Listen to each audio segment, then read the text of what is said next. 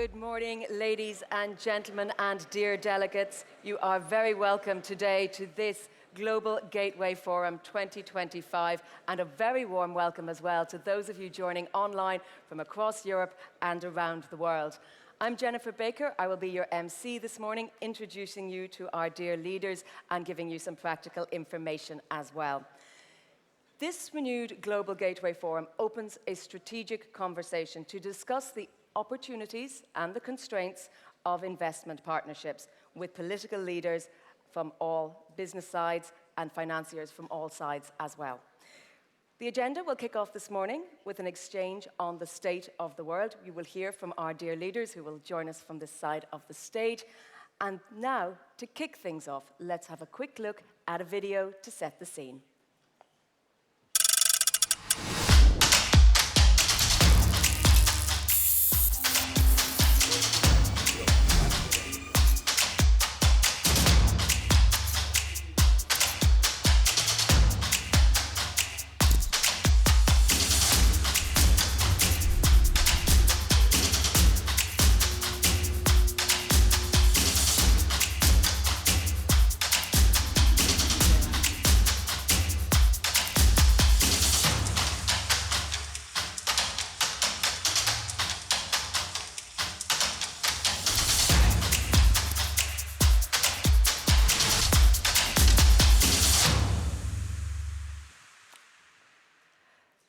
So I think we can all agree that the next 2 days of the Global Gateway Forum promise to be fruitful and inspiring.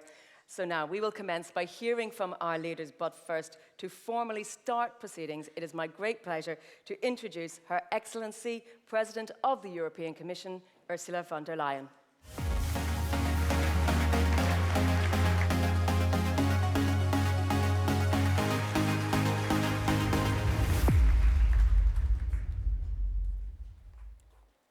My fellow leaders, excellencies, ladies and gentlemen, welcome. Welcome to the second Global Gateway Forum.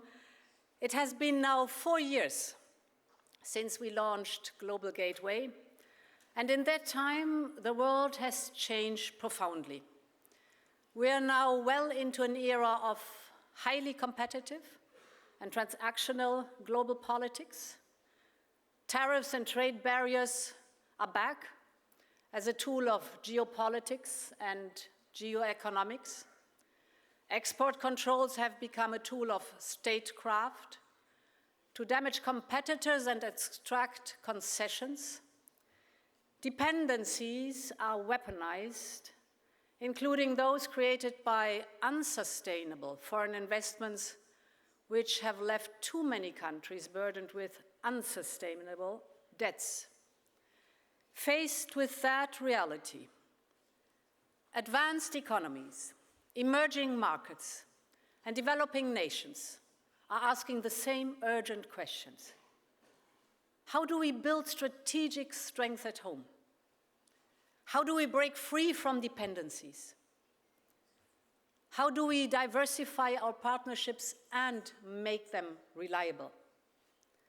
And how do we ensure access to capital, resources, and the technology we need to thrive? Excellencies, we are all adapting to the realities of this new economy. We're trying to strengthen our autonomy in strategic sectors, from clean energy to artificial intelligence. The list is long. These are the building blocks of the new global economy.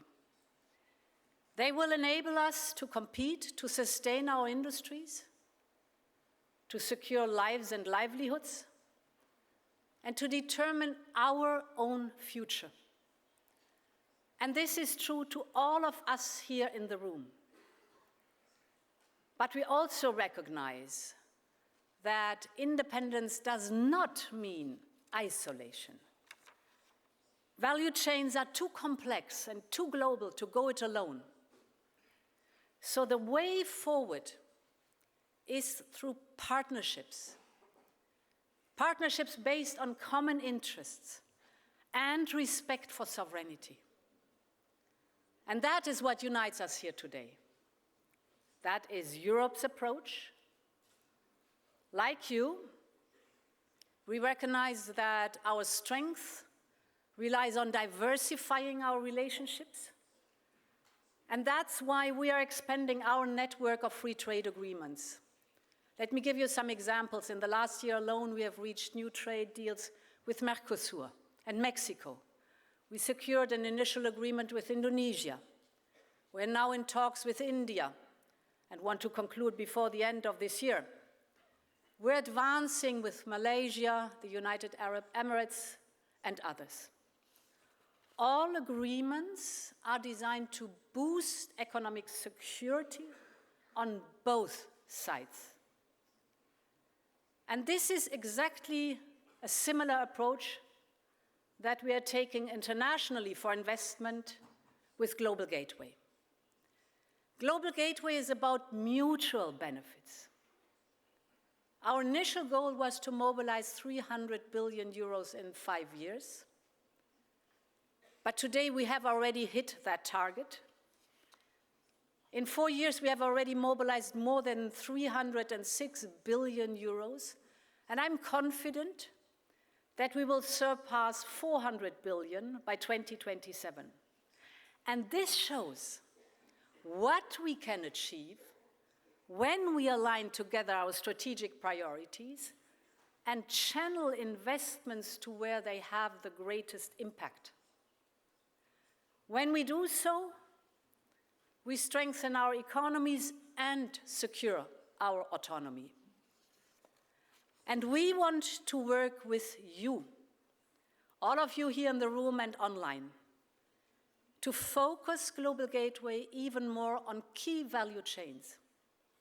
It's energy, it's clean tech, digital, of course, critical minerals, transport, food and health.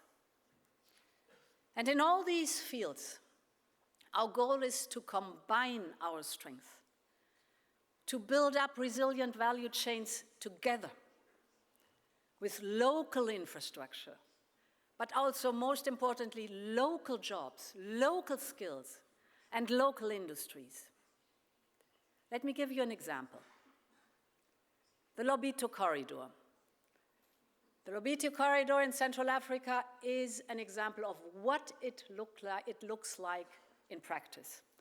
This transport artery links Angola's Atlantic coast to the mineral heartlands of Zambia and the Democratic Republic of Congo. It will cut the journey from the center of the continent to the port from 45 days to just 1 week. And by removing 5,000 heavy-duty trucks from congested roads, it will significantly reduce carbon emissions. But the corridor is far more than just infrastructure. It is mobilizing over 1 billion euros not only for railways and roads, but for agricultural value chains in Angola, in DRC, and Zambia, for modern logistic hubs to bring products to market, for vocational training to ensure that local people benefit from new jobs. It is about the critical raw materials that are so vital for our strategic industries, not just for Europe's needs, but with local processing and added value. So the Lobito Corridor is a strategic investment for both Europe and our African partners. And this is not a one-off story. We have with Global Gateway a similar project with you, all of you here today. Let me give you some examples. Investment in Colombia's digital transition. The regional electricity integration with Guatemala. From clean energy projects in South Africa, Togo, and Mauritania, to sustainable transport links in Nigeria. From modernizing strategic ports in Capo Verde, to supporting Rwanda's rise as a regional hub for vaccines and biotech manufacturing. This is the breadth and the depth of our partnership. The aim is to build greater resilience, of course competitiveness, and common strength together. That is the essence of Global Gateway. And as the world changes around us, too many critical projects still struggle to secure financing. We all know that governments cannot bridge this gap alone. So lasting development depends on the engagement of the private sector with their funding and, of course, with their technologies and their know-how. Global Gateway makes grants, concession loans, and guarantees to share the risk and to make projects viable for business. And we've seen that this approach works. With the support from Global Gateway, private sector investments are already strengthening Africa's health and food sovereignty. They are turning harmful algae in Grenada, Barbados, and the wider Caribbean into new industries and value chains and good jobs. And therefore, I'm so pleased that today over 150 top European companies are represented here in this room and online, alongside public authorities and our financial institutions. Because we want to see greater engagement between our partner companies, our countries, and our private sectors. This cooperation does not just deliver public goods. Again, it means sustainable jobs, it means growth, it means prosperity that far outlasts the initial investment. So, we want to make this engagement as straightforward as possible. We have heard from business that you want to be involved earlier in the process, not just in the implementation, but in shaping priorities and identifying strategic projects. We've thought about it, we've worked on your requests, and we came to a good solution. And this is why we're launching today the Global Gateway Investment Hub. The Global Gateway Investment Hub is a single entry platform for companies to propose investments. A place where member states, development banks, export credit agencies, and businesses come together to craft coordinated offers. So together we can deliver solid returns for investors, strategic value for Europe, and lasting benefits for our partners. Excellencies, this forum is not only a moment to showcase how we work together under Global Gateway. It is a moment to listen. It is a moment to reflect on how we can strengthen it further, how we can scale up concrete projects, how we can create greater investment opportunities. This room is full of potential partners. So to the CEOs and investors here today, your perspective is vital. Tell us, what will unlock new projects? What will give you the confidence to take them forward? And to our partner countries, we are in this together. So tell us, where are your priorities? Where are your ambitions meeting ours? Tell us where we can combine efforts to deliver on the shared potential we all believe in. Because Europe is here and Europe is ready to work with you, to deliver a future we want to share. So thank you all for being here today with us, and I look forward to a productive forum. Let's have a good day together. Thank you very much.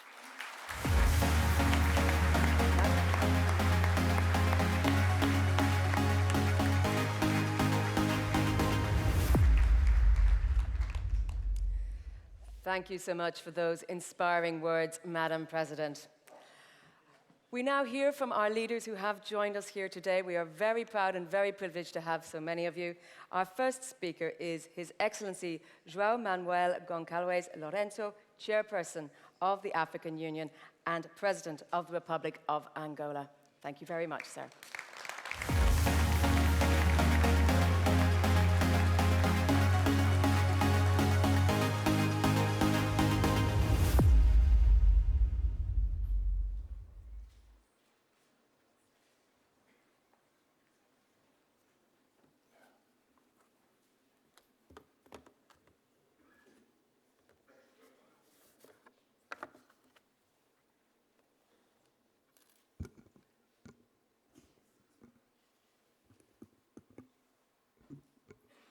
Sua Excelência Ursula von der Leyen, Presidente da Comissão da União Europeia, Suas Excelências, Chefes de Estado e de Governo, minhas senhoras, meus senhores, dirijo-me a Vossas Excelências na qualidade de Presidente em exercício da União Africana, por ocasião da segunda edição do Fórum Global Gateway, uma plataforma essencial para falarmos de parcerias que respondam aos desafios e às necessidades do desenvolvimento sustentável.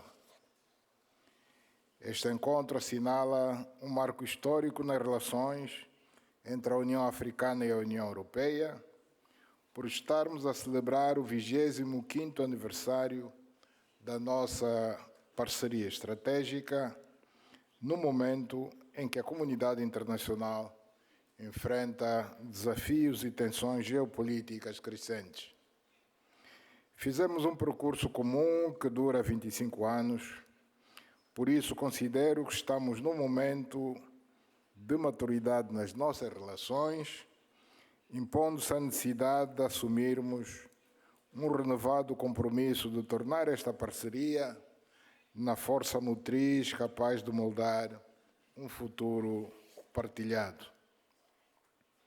Cabe-nos agir conjuntamente no sentido de procurarmos aperfeiçoar os nossos modelos de cooperação, consolidar os mecanismos de solidariedade e aprofundar os laços entre os nossos povos, as nossas economias e as nossas instituições, na base dos valores fundamentais que sustentam a nossa visão partilhada para 2030, assentes no respeito, na equidade, sustentabilidade e unidade.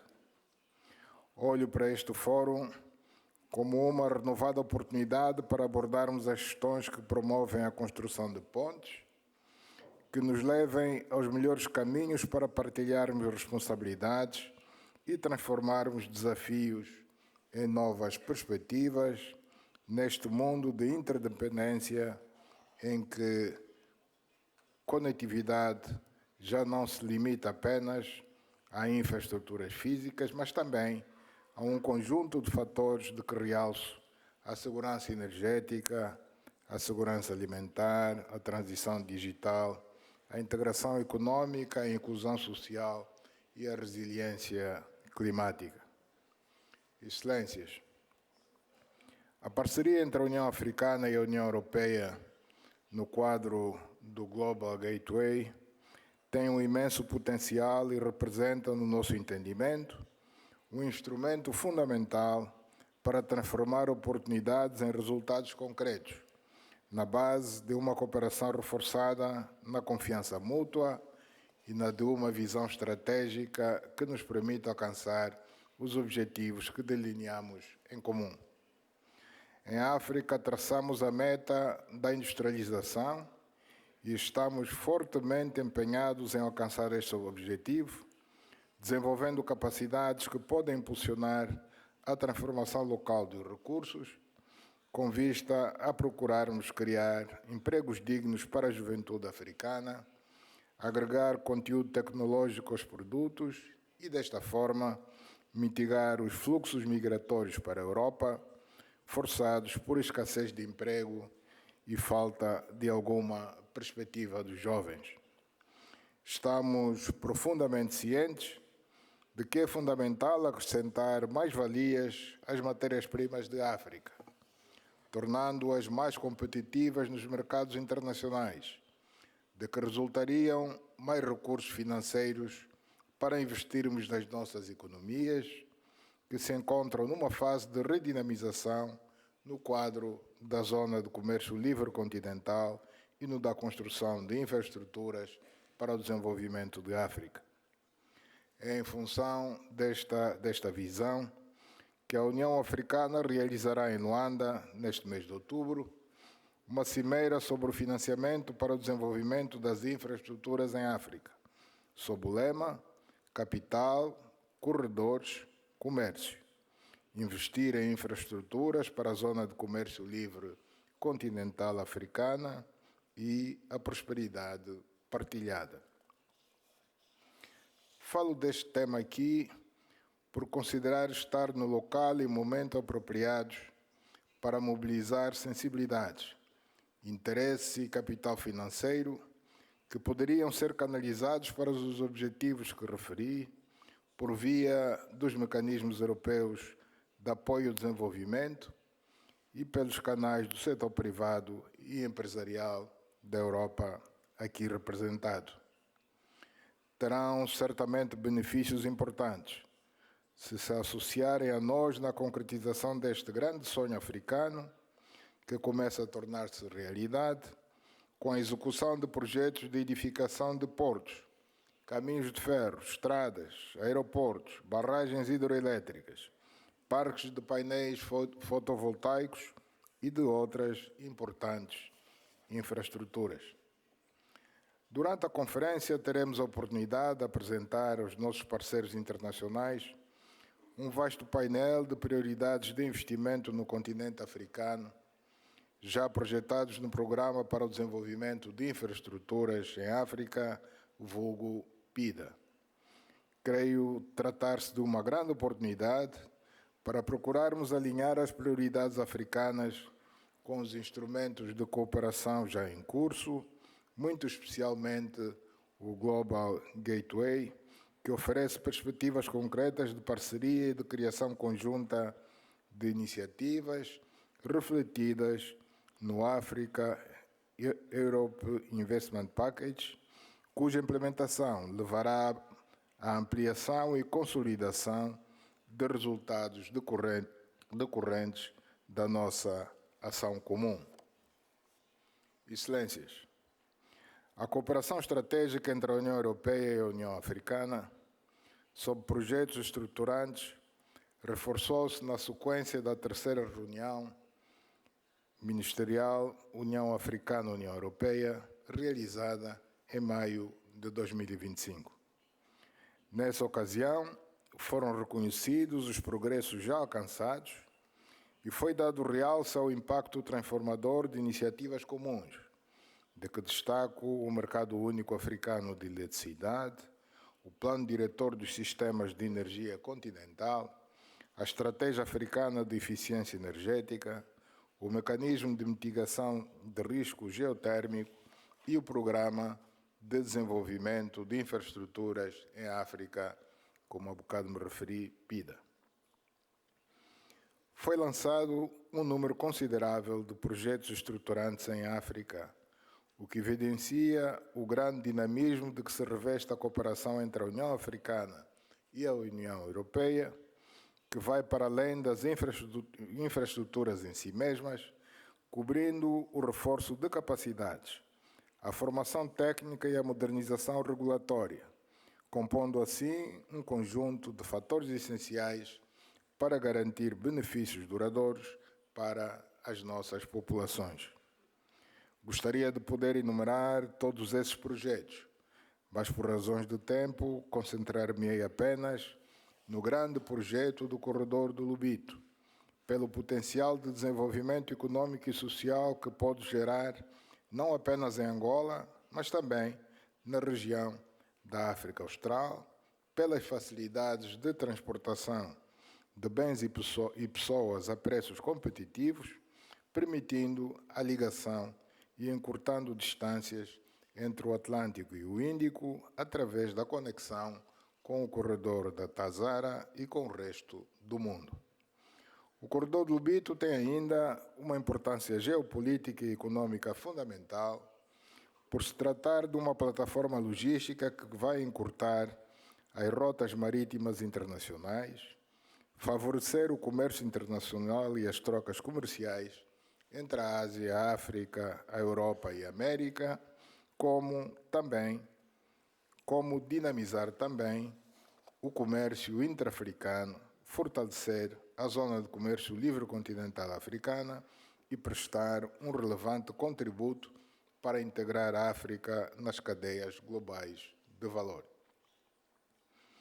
Merece uma atenção muito especial de entre todas as ações vitais de cooperação entre a União Africana e a União Europeia, o setor da saúde, que ocupa uma posição central nas preocupações da África, que passaram a assumir um lugar da mais alta prioridade nas nossas estratégias de desenvolvimento, desde que percebemos, com a Covid-19, as nossas vulnerabilidades dos nossos sistemas de saúde e a necessidade de os tornar mais resilientes para fazermos face aos grandes desafios com que nos confrontamos sempre neste setor. Aqui sobressai a necessidade urgente da produção local de vacinas e medicamentos, que está projetada nos programas da cooperação entre a África CDC, a União Europeia e o Global Gateway, através da iniciativa da Equipa Europa, que fortalece as capacidades africanas neste domínio e contribui para a segurança sanitária das populações em África. Excelências, temos uma colaboração com resultados em muitos domínios, o que nos encoraja a manter este mesmo espírito e a melhorar e estender a nossa cooperação a outros setores, dentre os quais realço o da educação, por ter como alvo a juventude, faixa etária que representa 60% da população africana abaixo dos 25 anos de idade, o que nos obriga a centrar as nossas atenções na formação técnica dessas pessoas nos nossos próprios países, com o suporte de programas apoiados pela União Europeia. Excelências, já não nos contentamos com a ideia de sermos apenas uma plataforma de produção e exportação de matérias-primas em bruto, porque temos vindo a agir e a trabalhar para nos posicionarmos como parceiros ativos na construção de uma economia global dinâmica, resiliente e com reflexos na prosperidade da população mundial e, assim, levar a que os abundantes recursos naturais e a força de trabalho jovem de que dispomos sirvam de base para que o mundo olhe para estes fatores como oportunidades únicas de cooperação baseada em interesses partilhados.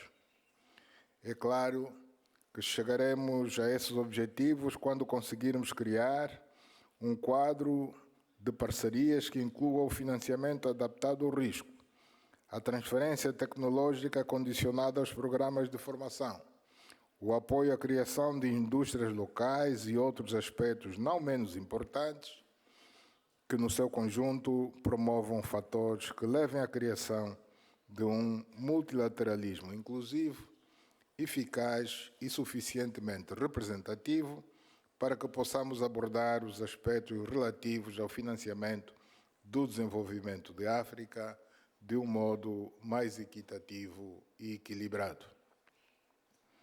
É nossa convicção que o Fórum Global Gateway, ao consolidar-se como um encontro anual, aberto e inclusivo, onde governos, instituições financeiras, sociedade civil e setor privado possam debater estratégias, alinhar investimentos e acelerar a execução de iniciativas transformadoras, torna-se numa plataforma em que fica demonstrado que o multilateralismo, quando é abrangente e eficaz, oferece respostas concretas aos grandes desafios do nosso tempo.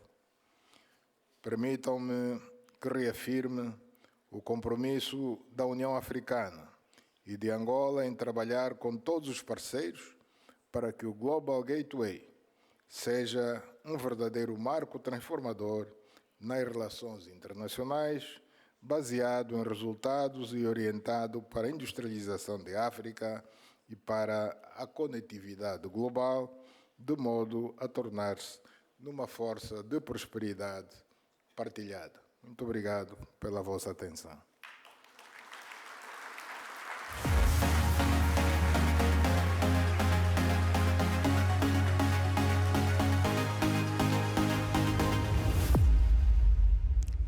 Thank you very much for your kind words of support. Please welcome to the stage our next speaker, His Excellency Cyril Ramaphosa, President of the Republic of South Africa, holding the G20 presidency.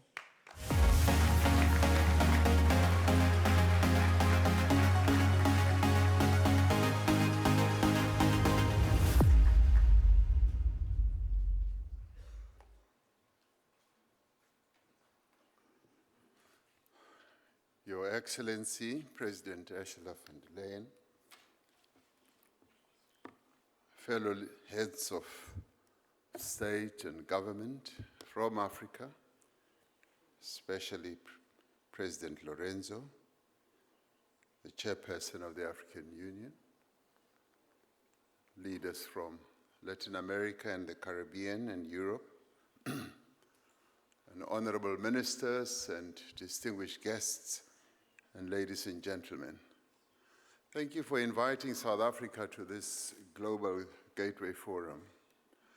It is indeed a privilege for me to address this forum, which brings together partners to strengthen cooperation and to advance shared priorities and to find solutions to the pressing challenges that the world is facing. President von der Leyen, you said that there are 150 companies represented here present. You didn't have to tell me that there are 150 of them. Just as I walked in, I could smell money. As I saw the president of the World Bank, I could touch money. And as I greeted you and President Lourenço, I could touch power in your hands, both of you as leaders of the EU and Africa.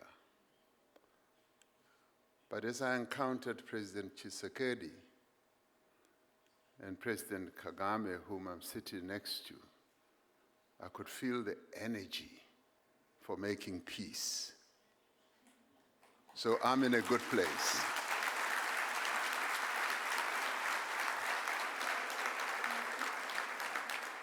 So it's not only a privilege to be here, it's an absolute joy. I have a galaxy of so many people who have so much impact and influence on the affairs of the world and my beloved continent, Africa. This forum is taking place at a time of geopolitical uncertainty and instability that is negatively impacting on security and economic growth in many parts of the world. These circumstances that the world faces now require comprehensive, coordinated, and forward-looking solutions.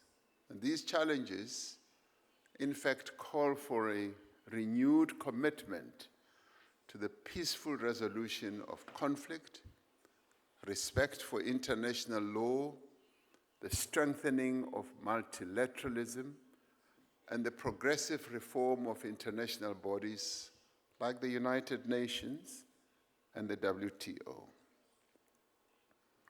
With my sister, the Deputy Secretary General of the United Nations here, it confirms that the UN plays a critical role globally, and that role needs to be affirmed. As a country, we welcome the opportunity to participate in this forum.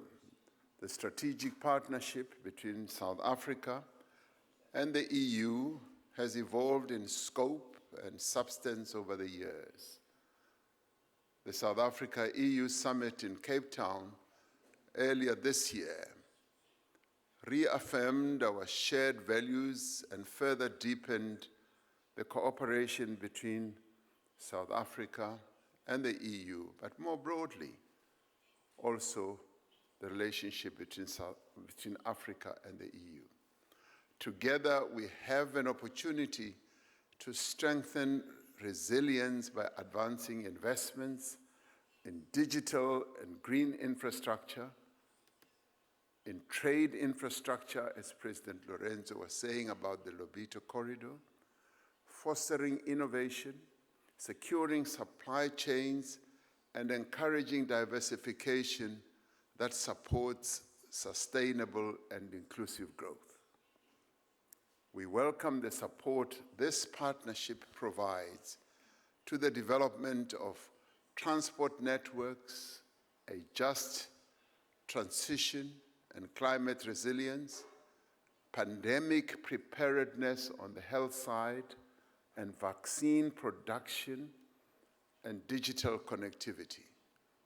As we work to strengthen trade and investment ties, we must also address those issues that hold back more robust, more diverse, and more impactful trade and investment between the African and European countries.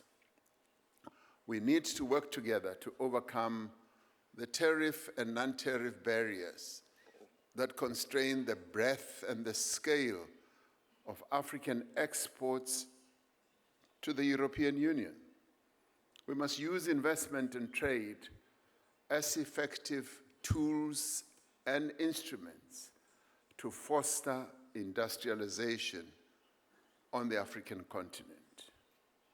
The Global Gateway, therefore, provides an opportunity to support the priorities that countries have themselves identified, as you have suggested, President van der Leyen, and priorities that they are seeking to pursue. South Africa has embarked on a just transition that advances renewable energy while safeguarding energy security and enabling social and economic development. We are using our natural resources or endowments, such as solar, wind, and our critical minerals, to build industries that will grow our economy. As South Africa, we are undertaking far-reaching economic reforms in energy, where we were challenged for quite a number of years, in water, in logistics, repositioning our harbors and our ports and our roads. We're focusing on telecommunications, and these are making our country more competitive and improving the investment environment. As a country, we are undertaking a massive infrastructure investment drive to expand the capacity of our economy and to meet the developmental needs of our people. Now, as a continent, Africa is striving for universal access to energy through diversification, equitable finance, and technology transfer. Now, the support from the EU and its member states will play an important role in this journey. And this is where we want to be partners. it is important that the substantial investments that are being made through the Global Gateway are structured in a manner that empowers African countries, and may I add, countries in the Global South. And these investments should not replace one dependency with another. They must be truly transformational and empowering. They must enable African countries and countries in the Global South to pursue development paths that are suited to their circumstances and the needs of their people. As we all know, South Africa is hosting the G20 Leaders Summit next month under the theme Solidarity, Equality, and Sustainability. And this theme was chosen very carefully, and it was aimed at addressing the challenges that the world is facing now with regard to solidarity, where we should all act together, the strong supporting the weak, the rich giving and lending support to the poor, the healthy supporting the unhealthy. That is the meaning of solidarity. And we also said that there should be equality. The world needs more equality and inclusion rather than leaving others behind. But we also need sustainable development and transformation. With around 100 of the 132 official meetings having been held since we took over the presidency of the G20 from Brazil, South Africa is well on its way in preparations towards hosting what I would call a very successful G20 summit for the first time on African soil. We welcome the support of the European Union and other countries for our G20 priorities to address the many challenges that developing economy countries are facing. Many developing economy countries face unsustainable debt burdens. A key issue for the G20 must be to develop solutions to address the debt burden that holds back the growth and the development of many of those countries, especially in Africa and in the Global South. We need further measures to ensure that there is fair and equitable access to finance and debt sustainability so that these countries can meet the needs of their people and realize their potential. It is, in my view, simply unacceptable that many developing economy countries pay much more for their debt than what more developed economy countries pay. This unfair treatment perpetuates inequality, not only between individuals, but amongst countries as well. And it is for this reason that South Africa has set up a G20 Extraordinary Committee of Independent Experts on Global Wealth Inequality, which is led by a Nobel laureate, Professor Joseph Stiglitz, to table a report at the G20 Leaders Summit on the issue of inequality. We now need to confront inequality and find ways of addressing it, for the world cannot continue with one part of the world being much better off and the other part being unequal. We must build consensus on the reform of international financial institutions, particularly the multilateral development banks, to better tackle global challenges. We have recognized the need to massively increase support for climate action in the Global South and for reconstruction in the aftermath of extreme weather events. Greater support needs to be given to developing economy countries through climate finance, and the commitments that have been made need to be met. We're also calling for stronger action against predatory mining practices and for management of critical minerals. Countries that are endowed with critical minerals require that value addition should happen at source rather than continue with the practice of extracting, exporting rock, soil, and dust to more developed economy countries. We need those resources to be developed at source so that the people of those countries must benefit. And that is the fairer way of development.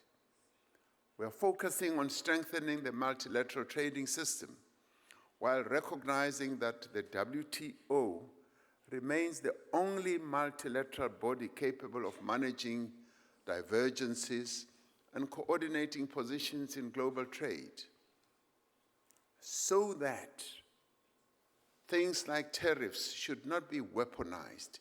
They should be properly regulated through the WTO system.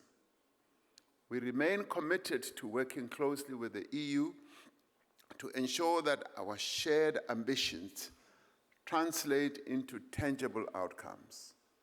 I do believe that together we can foster inclusive growth, we can build resilience, and we can create a sustainable and secure future for all our people. Working together with the private sector, with state agencies, development banks or financing institutions, and various other stakeholders, the world will be a much better place. And I do believe we should get on with it. Thank you.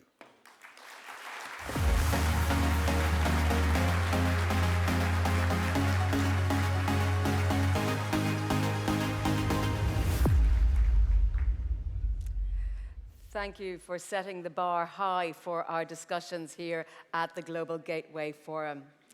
I'd like to welcome to the stage now His Excellency Gustavo Francisco Petro Urrego, President pro tempore of the CELAC Presidency and President of the Republic of Colombia.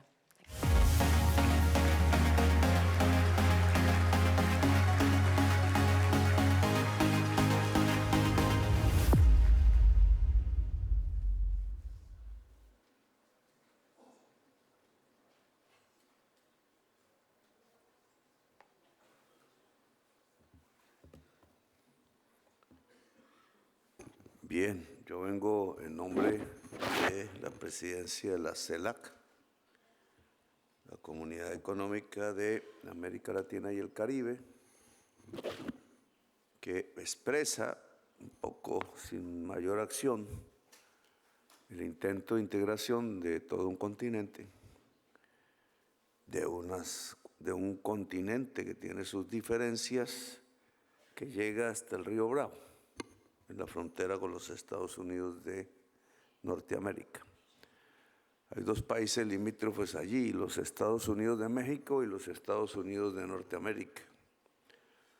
A todos, desde el Alaska hasta la Patagonia, se nos debe decir americanos, pero solo le dicen a unos, que hoy por hoy, y me parece que deberíamos comenzar esta conversación, en la medida en que, pues, ni más ni menos está atravesada por una serie de transformaciones en proceso del mundo, No sabemos bien cómo vamos a salir de aquí. Indudablemente hay una gran división europea. Estaba haciendo cuentas en la OTAN de qué países podían apoyar o están apoyando el Estado de Palestina y en contra del genocidio. No son los mismos números, qué países no lo hacen. y encontré una cifra que puede variar también, 15 versus 17. 15 a favor del Estado palestino, 17 en contra. Solo un país haría la diferencia. Y por tanto la inestabilidad que uno ve en esa toma de decisiones, que no lo es así en las Naciones Unidas, nos muestra que independientemente de qué ideas tengamos al respecto hoy, el mundo está en inestabilidad y sobre el filo de la navaja y puede variar sustancialmente en los próximos meses y años. Lo que pude ver de movilizaciones en Europa, en países que no han querido cambiar su posición, que fueron las más grandes de sus pueblos, lo que muestra es como una querencia de pueblos en los Estados Unidos, de pueblos en Europa, fundamentalmente por una institucionalidad donde quepa más la democracia. Eso variará el mundo y entonces en ese cambio tendríamos que prever esta reunión comercial, cómo se ubica. He escuchado a mis compañeros de África, presidente de la Unión Africana, al cual invito al presidente González a construir una reunión CELAC África. En América Latina puede ser, quizás en Brasil, quizás en Cabo Verde de pronto, que es el punto más intermedio entre los dos, porque nunca nos hemos encontrado en el sur, profundizado esas relaciones. Venimos de hacer una reunión CELAC China, que acabo de realizar en Pekín. Estamos por hacer, dentro de un mes exactamente, el 9 y 10 de noviembre, la cumbre CELAC Europa, es la segunda en lo que yo estoy de presidente, que se hará en una hermosísima ciudad del Caribe de nombre Santa Marta, que fue la primera ciudad que europeos hicieron hace 500 años en América. Solo que el intento de hacerlo duró un siglo completo de guerra con los indígenas del lugar. Un siglo de guerra indígena. Porque nuestro encuentro, Europa, América Latina y el Caribe, fue violentísimo. Fue también un genocidio. ¿Cómo volver eso en términos del siglo XXI? Que el proceso de reconstrucción real del encuentro de la humanidad sin hacer divisiones. ¿Cómo hacer de estos encuentros que ahora hay que hacer uniones reales de la humanidad? Y vistos desde el comercio, sabiendo que el comercio no es la única manera ni la principal. Antes hay que tener voluntad humana y conocernos entre humanos. Yo creo que si colocamos los problemas fundamentales, y la señora van der Leyen comenzó por ahí, los problemas fundamentales de la humanidad, encontramos la manera fundamental de las rutas del comercio, y voy a expresarme un poco con el tiempo que tengo aquí. 1, fibra óptica, telecomunicación, digitalización, de allí se arranca la inteligencia artificial, etcétera, todo un tema de discusión en la humanidad. Europa quiere conectarse en fibra óptica, no solo en satélite, que no da la amplitud suficiente por hoy. Quiere conectarse por fibra óptica con América Latina. Voy a escribir el proyecto rápidamente. Brasil y Colombia han hecho un acuerdo a través de la selva amazónica, que como todos sabemos es uno de los pulmones más grandes del mundo. La fibra óptica ya está subfluvial por todos los ríos del Amazonas, es decir, la parte más larga, desde Belém de Pará, donde se hará la COP30. Esa fibra óptica llegó a nuestra frontera. Y si nosotros la extendemos, río Putumayo, río Amazonas, pero solo río Putumayo llegamos a la parte más angosta de los Andes, por tanto a la parte más cercana del Océano Pacífico. Lo podemos hacer nosotros solos. Pero llegaríamos a un puerto que se llama Tumaco, mucho más pobre, de gente que trajeron esclavizada del África, que nos pondría de cara en todo el Océano Pacífico a China. Y entonces habría un interesante proyecto, no de un solo tiempo, en donde habría que pensar políticamente. Si el mundo quisiera que el corazón de la vitalidad, que es la selva amazónica, a través de sus ríos, sirvieran de unión comunicacional a través de la fibra óptica, de unión del pensamiento, etcétera, el saber y la intelectualidad general del mundo a través de los ríos del corazón vital del planeta, la selva amazónica, para juntar Europa y hacia allí, África y lo que quiera juntarse, en lo que llamaría yo Oriente, desde nuestro punto de vista, y juntarse China, Japón, Australia, quizás Rusia, por el otro lado. No pasaría por América del Norte. Estados Unidos tiene que definirlo, lo hará su pueblo si quieren el aislamiento máximo o unirse a la humanidad. Hoy por hoy la realidad es que se quieren aislar y están produciendo una agresión militar en el Caribe, y he pedido a todos los cancilleres caribeños que nos reunamos, porque lo que suenan ya son los misiles, y una guerra represiva interna en las ciudades norteamericanas contra una etnia, varias etnias que son las latinoamericanas. Mientras Estados Unidos no quiera juntarse con el mundo, podemos juntarnos. Y este proyecto de fibra óptica, que ya está hecho en la parte fluvial, prácticamente todo, podría juntar vía sus puertos, vía los océanos, Europa y Asia, y por tanto Australia y África. Dejo ahí ese proyecto para que se coloque aquí en estas discusiones del foro. Hay uno segundo que tiene que ver con energías limpias. Fibra óptica, energías limpias, esa es la base de la economía del siglo XXI. Economías limpias, doy unos datos, sé que África tiene unos similares, doy los de América Latina. En América del Sur hay un potencial de 1.400 gigas año de energía limpia entre su agua, su sol, sus vientos. Potencial. Estados Unidos tiene una realidad de demanda anual de 1.200 gigas. Matemáticamente, si se quisiera volverlo potencial realidad, eso vale 500.000 millones de dólares, menos en euros.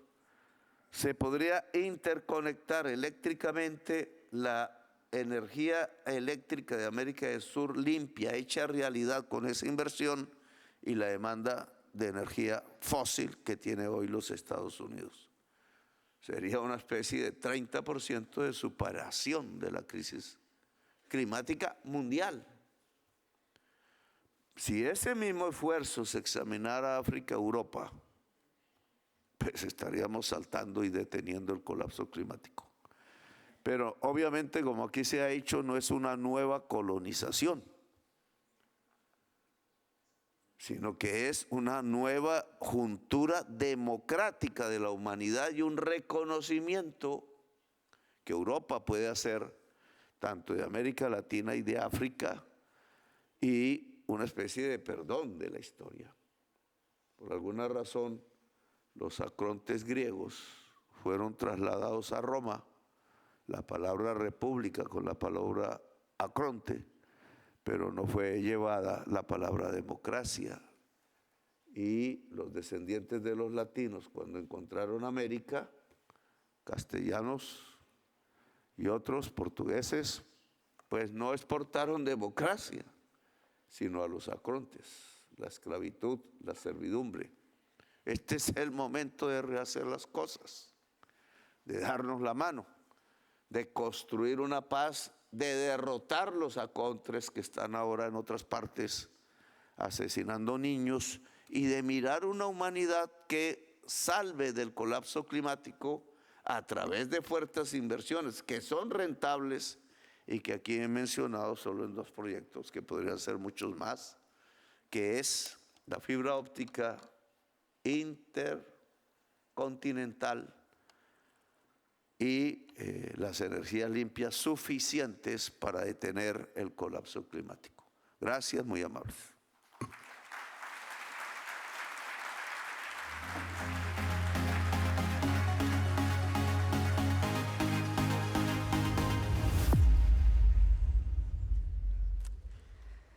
Thank you very much indeed.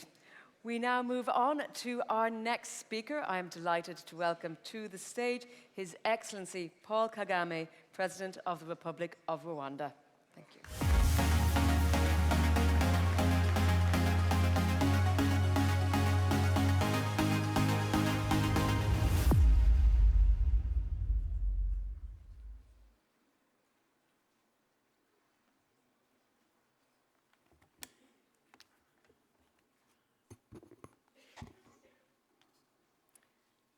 Excellency Ursula von der Leyen, President of the European Commission, Excellency João Manuel Lourenço, President of the Republic of Angola and Chairperson of the African Union, Excellencies, Heads of State and Government, distinguished ladies and gentlemen.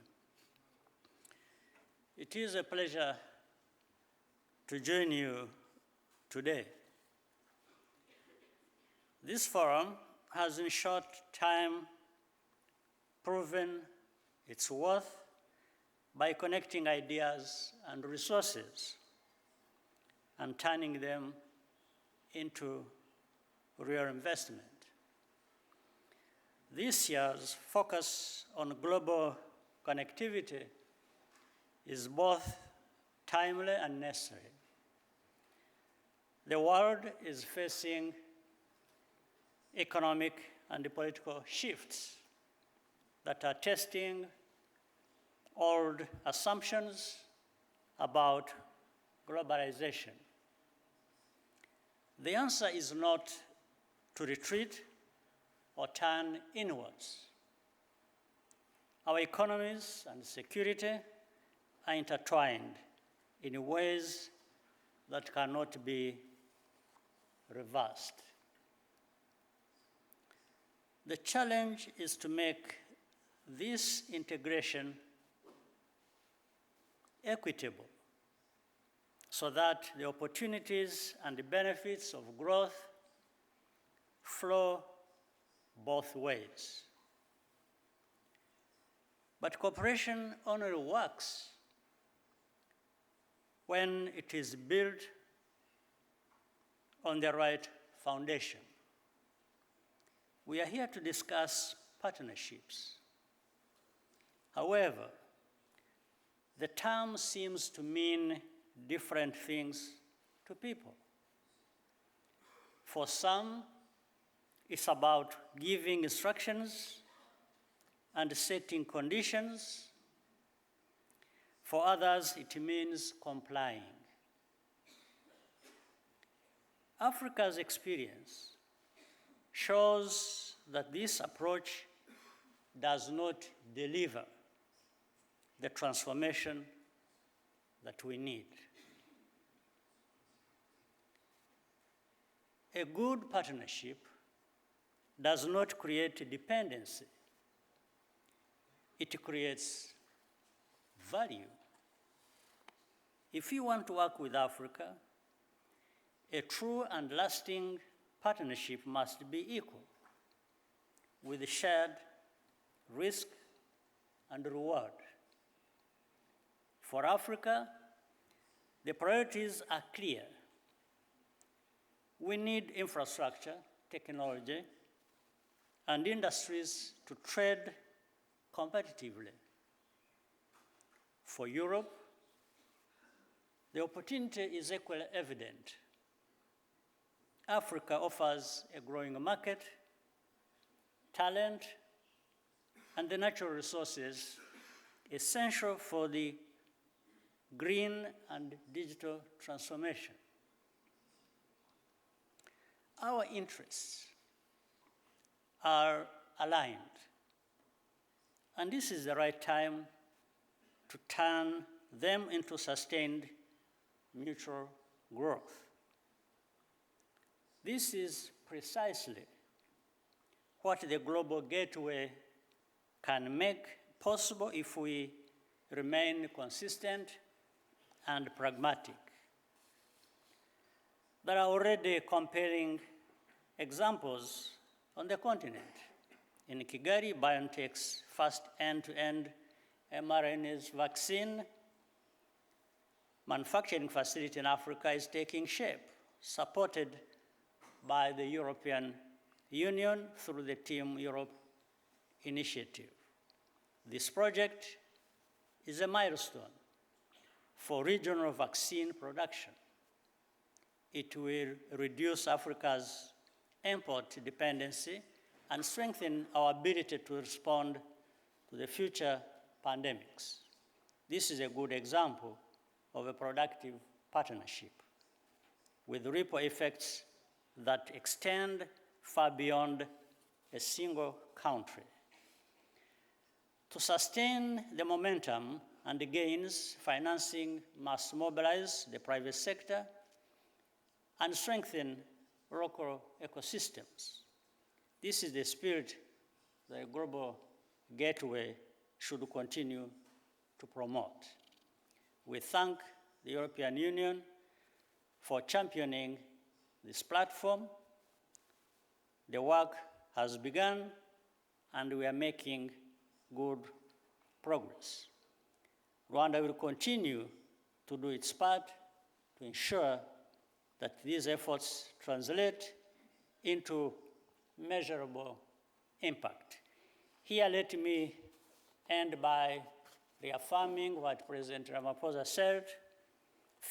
said about the feelings he had when he was coming to this place. I reaffirm that some of us also felt the same. We felt the positive energy about business, investment, peace, and for power, I leave it for the next day. Thank you very much.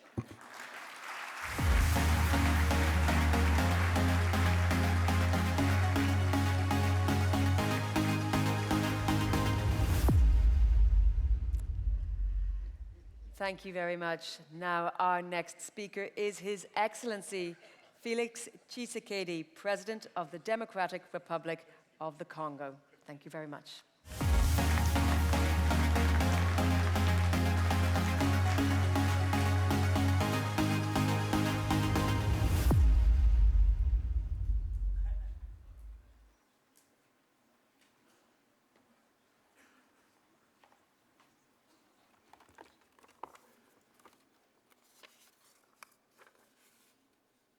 Madame la Présidente de la Commission européenne, chère Ursula, Excellence, Monsieur le Président João Manuel Gonçalves Lourenço, Président de la République d'Angola et Président en exercice de l'Union africaine, Excellences, Messieurs les chefs d'État et de gouvernement, Mesdames et Messieurs les représentants des institutions financières, du secteur privé et de la société civile, distingués invités, Mesdames et Messieurs. C'est un honneur pour moi d'intervenir à cette édition du Global Gateway Forum qui s'impose année après année comme une plateforme décisive de partenariat d'infrastructures, d'énergie, de connectivité et d'innovation entre l'Afrique et l'Europe. Je salue le leadership de l'Union européenne qui, dans un contexte géopolitique et géoéconomique exigeant, fait le choix de lier la relance de la connectivité mondiale à des principes de transparence, de durabilité et de réciprocité. La République démocratique du Congo vient à Bruxelles avec une conviction simple. Nous offrons des solutions.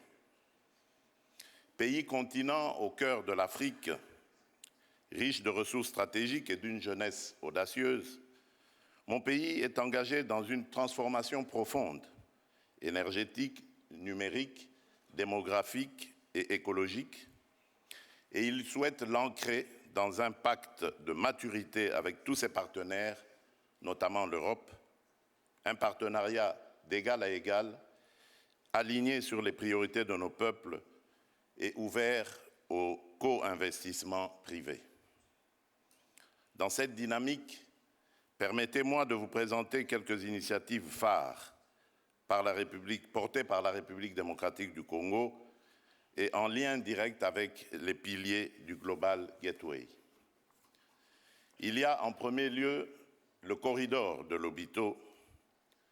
Aux côtés de l'Angola et de la Zambie, la République démocratique du Congo s'est engagée à faire de ce corridor un levier d'intégration régionale, de souveraineté logistique et d'industrialisation. Un investissement initial de plus de 1,6 milliard de dollars américains permettra d'ici 2030 de tripler la capacité d'exportation annuelle de minerais critiques de 3 à 10 millions de tonnes. La modernisation et l'extension de la dorsale ferroviaire, longue de 1300 km, reliant les zones minières de la Copper Belt à l'océan Atlantique, ne visent pas seulement à transporter des minerais, elles doivent ancrer des chaînes de valeur locales avec des zones économiques spéciales, des hubs logistiques, des plateformes de transformation, des centres de formation, en cohérence avec la zone de libre-échange continentale africaine, la ZLECAf. Notre objectif est clair, transformer davantage en Afrique, créer des emplois de qualité et fluidifier les échanges continentaux. Dans le prolongement de cette ambition, le mémorandum d'entente Union européenne-République démocratique du Congo consacre un partenariat structurant fondé sur la traçabilité, la lutte contre l'exploitation illégale et la transparence des flux. Il prévoit le renforcement des capacités congolaises, de la recherche géologique à la transformation locale et l'essor de clusters industriels dans le plein respect des normes sociales et environnementales. L'ambition est là aussi explicite, transformer, assembler, créer de la valeur sur place et former une main-d'œuvre qualifiée. Cette dynamique va s'appuyer sur des infrastructures complémentaires, notamment logistiques et énergétiques, à commencer par le corridor de Lobito, mais aussi le futur apport du projet du Grand Tinga. En effet, fort d'un potentiel hydroélectrique unique, le Grand Tinga peut devenir le socle d'une industrialisation décarbonée en Afrique centrale, tout en soutenant l'émergence d'usages d'avenir, hydrogène vert, corridors électriques régionaux, offres compétitives pour l'industrie et les services numériques. Nous proposons d'inscrire le projet Grand Tinga dans le pipeline du Global Gateway avec des mécanismes de financement innovants, des garanties, des contrats d'achat d'électricité de long terme et une gouvernance exemplaire sur les plans environnemental et social. Je le dis avec la plus grande conviction, aucun agenda mondial de transition énergétique n'est crédible sans l'Afrique centrale. Il est donc temps de transformer ce constat en action. Enfin, à l'échelle des territoires, Le couloir vert Kinshasa-Kivu s'inscrit dans la même logique d'impact local et d'interconnexion stratégique. Projet intégré combinant infrastructures routières, connectivité numérique, électrification décentralisée et valorisation des chaînes agricoles, il reliera des milliers de kilomètres d'axes à des plateformes logistiques et à des mini-réseaux pour désenclaver, numériser et bancariser des centaines de localités aujourd'hui isolées. Situé au cœur de l'un des plus grands ensembles forestiers tropicaux, avec une aire protégée la plus vaste au monde, s'étalant sur une superficie de 540 000 km², le couloir vert Kinshasa-Kivu fait de la protection des forêts parmi les plus intactes de la planète et de la préservation de la biodiversité du bassin du Congo les fondements même du projet, afin que conservation de la nature et développement se renforcent mutuellement au bénéfice des communautés locales et du climat mondial.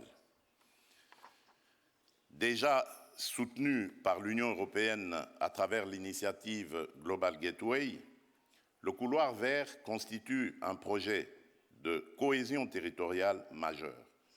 Il vise à recoudre le tissu économique et social, ouvrir de nouveaux marchés aux producteurs, revitaliser l'économie locale et renforcer la résilience des communautés. Ce projet emblématique améliorera directement la vie de plus de 31 millions de personnes, protégera près de 108 000 km² de forêts vierges et créera plus de 500 000 emplois, dont au moins 20 000 spécifiquement destinés aux jeunes hommes et femmes démobilisés des groupes armés, contribuant ainsi à une paix durable dans nos provinces orientales longtemps éprouvées par l'instabilité. Une initiative historique qui illustre ce que l'Afrique et l'Europe réalisent lorsqu'elles s'écoutent, co-construisent et investissent dans les projets à fort impact humain et à haute valeur ajoutée locale. Dans un autre registre, l'essor mondial des centres de données d'intelligence artificielle impose une équation nouvelle. Une énergie abondante et verte pour soutenir une économie numérique sobre en carbone. La République démocratique du Congo entend se positionner comme un partenaire stratégique pour relever ce double défi énergétique et numérique. C'est dans cet esprit que nous envisageons, à proximité du complexe de Grand Inga, la création d'une zone économique spéciale dédiée à l'industrie de la donnée, réunissant 3 atouts essentiels: une énergie propre, une connectivité transcontinentale par fibre optique et un cadre incitatif favorable à l'implantation de centres de données à portée mondiale. À travers ces projets structurants, notre ambition est limpide: faire de l'Afrique centrale un levier stratégique de la révolution numérique mondiale, non plus seulement en tant que pourvoyeur de ressources, mais comme une terre de transformation, d'innovation et de souveraineté technologique partagée. Excellences, Mesdames et Messieurs, aucun développement durable ne peut s'enraciner sans stabilité. Dans l'Est de la République démocratique du Congo, notre peuple subit une agression flagrante menée par des groupes rebelles lourdement soutenus par un État voisin, en violation du droit international, de notre souveraineté et de notre intégrité territoriale. Et là, permettez-moi de m'arrêter sur cette question, parce que mon discours avait prévu un plaidoyer et un appel à des sanctions contre ce pays. Vous avez deviné de qui il s'agit. Mais étant donné que j'ai vu le président du Rwanda, parce que c'est de lui qu'il s'agit, je prends à témoin l'assistance ici présente et le monde entier qui nous suit à travers les réseaux pour lancer un appel à la paix, lui tendre la main et demander à ce qu'on arrête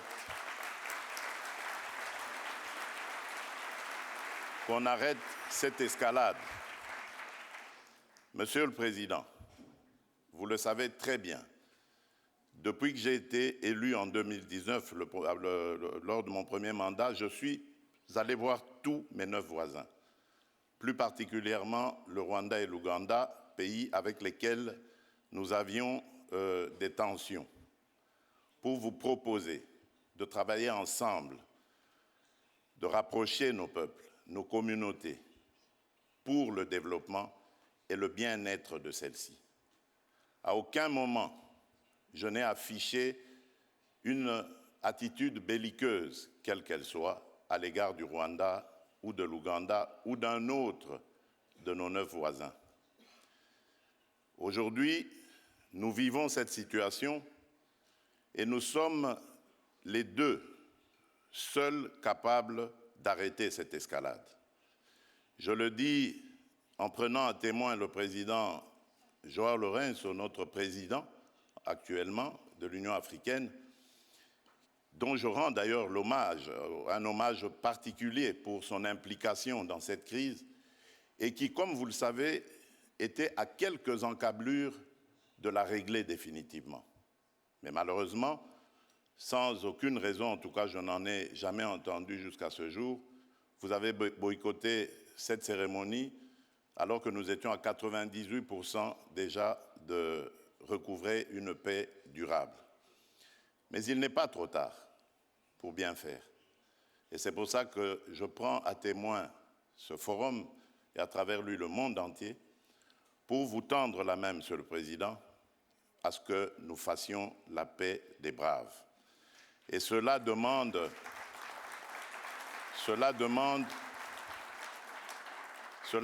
que vous donniez l'ordre aux troupes du M23 qui sont soutenues par votre pays d'arrêter cette escalade qui a fait suffisamment de morts comme ça. Nous les comptons par millions depuis des années. L'histoire nous jugera. Il est temps d'arrêter et de nous tourner vers la paix et le développement.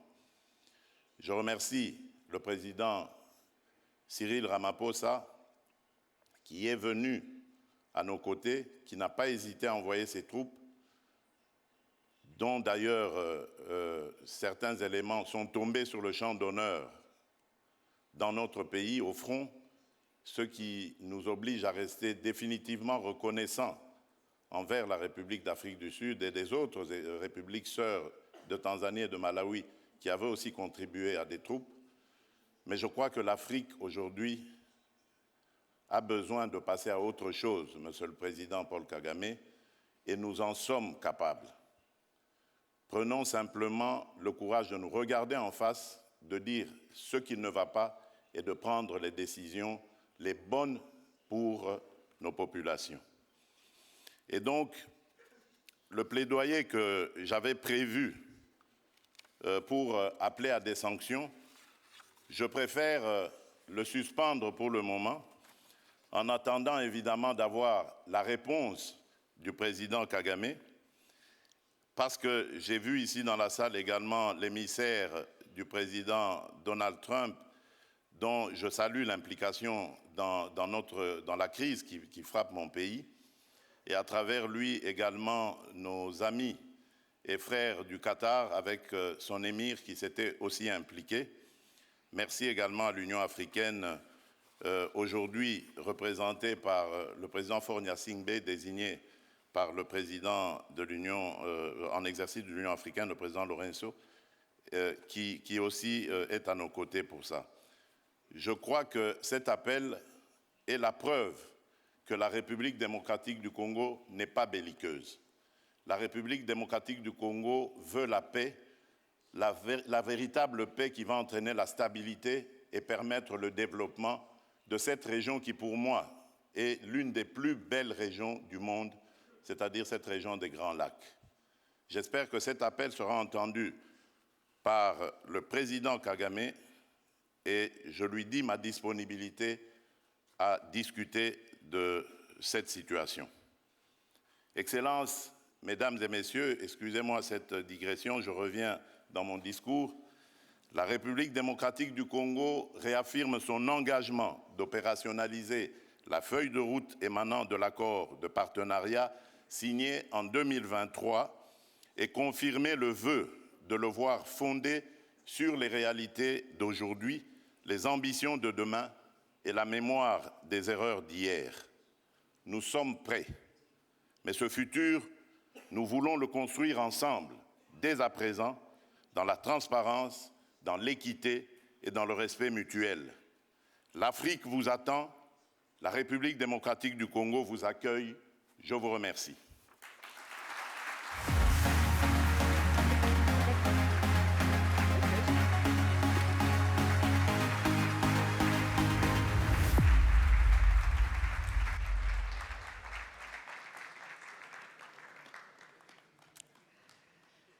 Our next speaker is His Excellency Mohammed Ould Ghazouani, President of the Islamic Republic of Mauritania. We welcome you.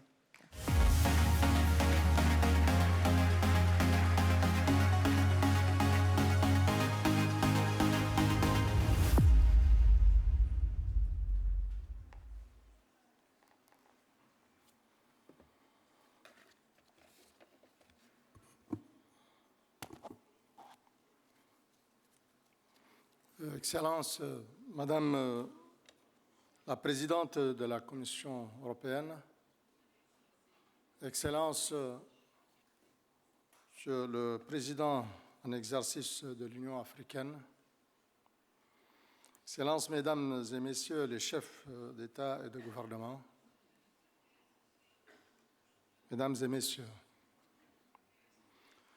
je tiens tout d'abord à exprimer ma profonde gratitude à Son Excellence, la Présidente de la Commission européenne, Madame Ursula von der Leyen, à travers elle, à l'Union européenne dans son ensemble, pour l'aimable invitation qui m'offre aujourd'hui le plaisir de prendre part avec vous à la présente édition du Global Gateway Forum, consacré à la connectivité mondiale en période de tensions géopolitiques et géoéconomiques et à l'identification dans ce contexte de priorités d'investissement.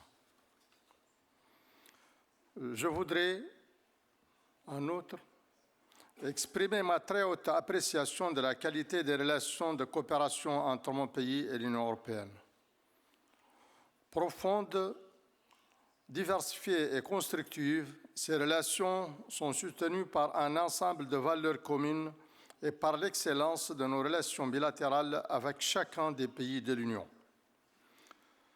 Elles couvrent aujourd'hui de nombreux domaines prioritaires comme le développement humain, la transition vers une économie verte et bleue, la gouvernance, la stabilité et la sécurité, dans lesquels l'Union européenne nous apporte un soutien constant et précieux. Qu'elle en soit ici vivement remerciée. Excellences, Mesdames et Messieurs, l'affaiblissement croissant du multilatéralisme, la montée du protectionnisme, les conflits armés en Ukraine et au Proche-Orient, ainsi que la multiplication des foyers de tension, d'instabilité et de conflits à travers le monde, en particulier en Afrique, plonge aujourd'hui notre planète dans une atmosphère d'incertitude tant économique que géopolitique. Chaque jour, les mécanismes de la gouvernance mondiale, politique, économique et financière révèlent davantage leurs limites. Les alliances se reconfigurent et l'ordre international peine à se réajuster, voire à se redéfinir au gré des crises sécuritaires, économiques et géopolitiques. Cette situation aggrave les défis mondiaux liés à la sécurité et à la stabilité, au changement climatique, à la pauvreté et au déficit de gouvernance et d'inclusivité de développement. Face à ce contexte préoccupant, l'Union européenne a choisi de réaffirmer son attachement au droit international, mais aussi et surtout à son alignement sur les objectifs du développement durable et sur le renforcement de la coopération multilatérale. L'initiative Global Gateway illustre admirablement cet engagement en faveur de la coopération internationale et du développement durable. Cette initiative est centrée sur le renforcement de la connectivité mondiale à travers le développement de liaisons intelligentes, propres et sûres dans les domaines du numérique, de l'énergie, des transports, de la santé, de l'éducation et de la recherche. Ces objectifs convergent parfaitement avec les priorités de la Mauritanie. Excellences, Mesdames et Messieurs, résolument engagée à bâtir un développement durable et inclusif, la Mauritanie a fait de la promotion du capital humain et de la lutte contre la pauvreté, contre la marginalisation et la précarité les piliers de sa stratégie de développement national. Elle a ainsi accordé une attention particulière à des moyens de plus en plus importants aux services publics de base, santé, éducation, eau, électricité, services numériques, ainsi qu'à l'amélioration des conditions de vie des plus démunis, tout en œuvrant à consolider l'ancrage de l'État de droit, des libertés individuelles et collectives et de la bonne gouvernance. Nous travaillons à accélérer la transition vers une économie verte et bleue, à diversifier notre économie, à développer le numérique, les infrastructures et le secteur productif, et à améliorer le climat des affaires ainsi que le cadre juridique et fiscal pour encourager les investissements nationaux et étrangers dans un environnement sûr et fiable. Je tiens ici à saluer l'accompagnement constant de l'Union européenne dans tous ces domaines, notamment dans le domaine du numérique, où la construction d'un centre de données à Nouakchott et l'installation d'un deuxième câble sous-marin pour un Internet à haut débit qui permettra de sécuriser et d'accroître la capacité de transmission des données, de transmission des données. Dans le domaine des infrastructures, la construction d'une ligne d'interconnexion électrique à haute tension reliant Nouakchott, la capitale, à Néma, sur plus d'1 millier de kilomètres, dont le tronçon entre Nouakchott et Kifa est financé par l'Union européenne, la Banque européenne d'investissement et l'AFD, sera signé en marge du présent forum, ainsi que la construction du pont de Rosso qui relie la Mauritanie au Sénégal. Dans le domaine des énergies renouvelables, l'initiative Écosystème de l'hydrogène vert de l'équipe Europe, soutenue par l'Union européenne, la Banque européenne d'investissement, l'Allemagne, l'Espagne et la France. Excellences, Mesdames et Messieurs, le besoin est aujourd'hui plus que jamais pressant de construire des partenariats solides, ancrés dans des valeurs partagées pour faire face aux multiples défis et incertitudes inhérentes aux crises économiques et géopolitiques actuelles. Aussi, tout en renouvelant mes remerciements à l'Union européenne pour son appui précieux, je réaffirme ma ferme volonté d'œuvrer à consolider, à diversifier davantage les relations de coopération qui unissent à mon pays. Je vous remercie.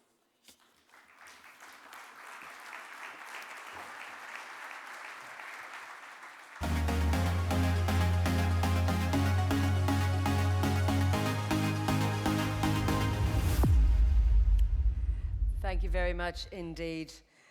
Now, please welcome to the stage our next speaker, His Excellency César Bernardo Arévalo de León, President of the Republic of Guatemala. Thank you very much.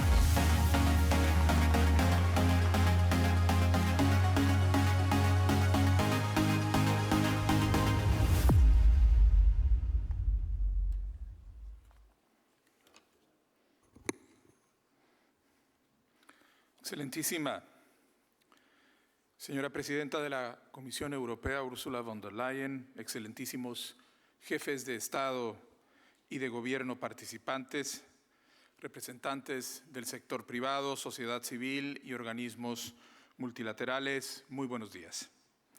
En nombre del pueblo de Guatemala, extiendo un fraternal saludo a todos los presentes y agradezco profundamente a la presidenta de la Comisión Europea la invitación para acompañarles hoy.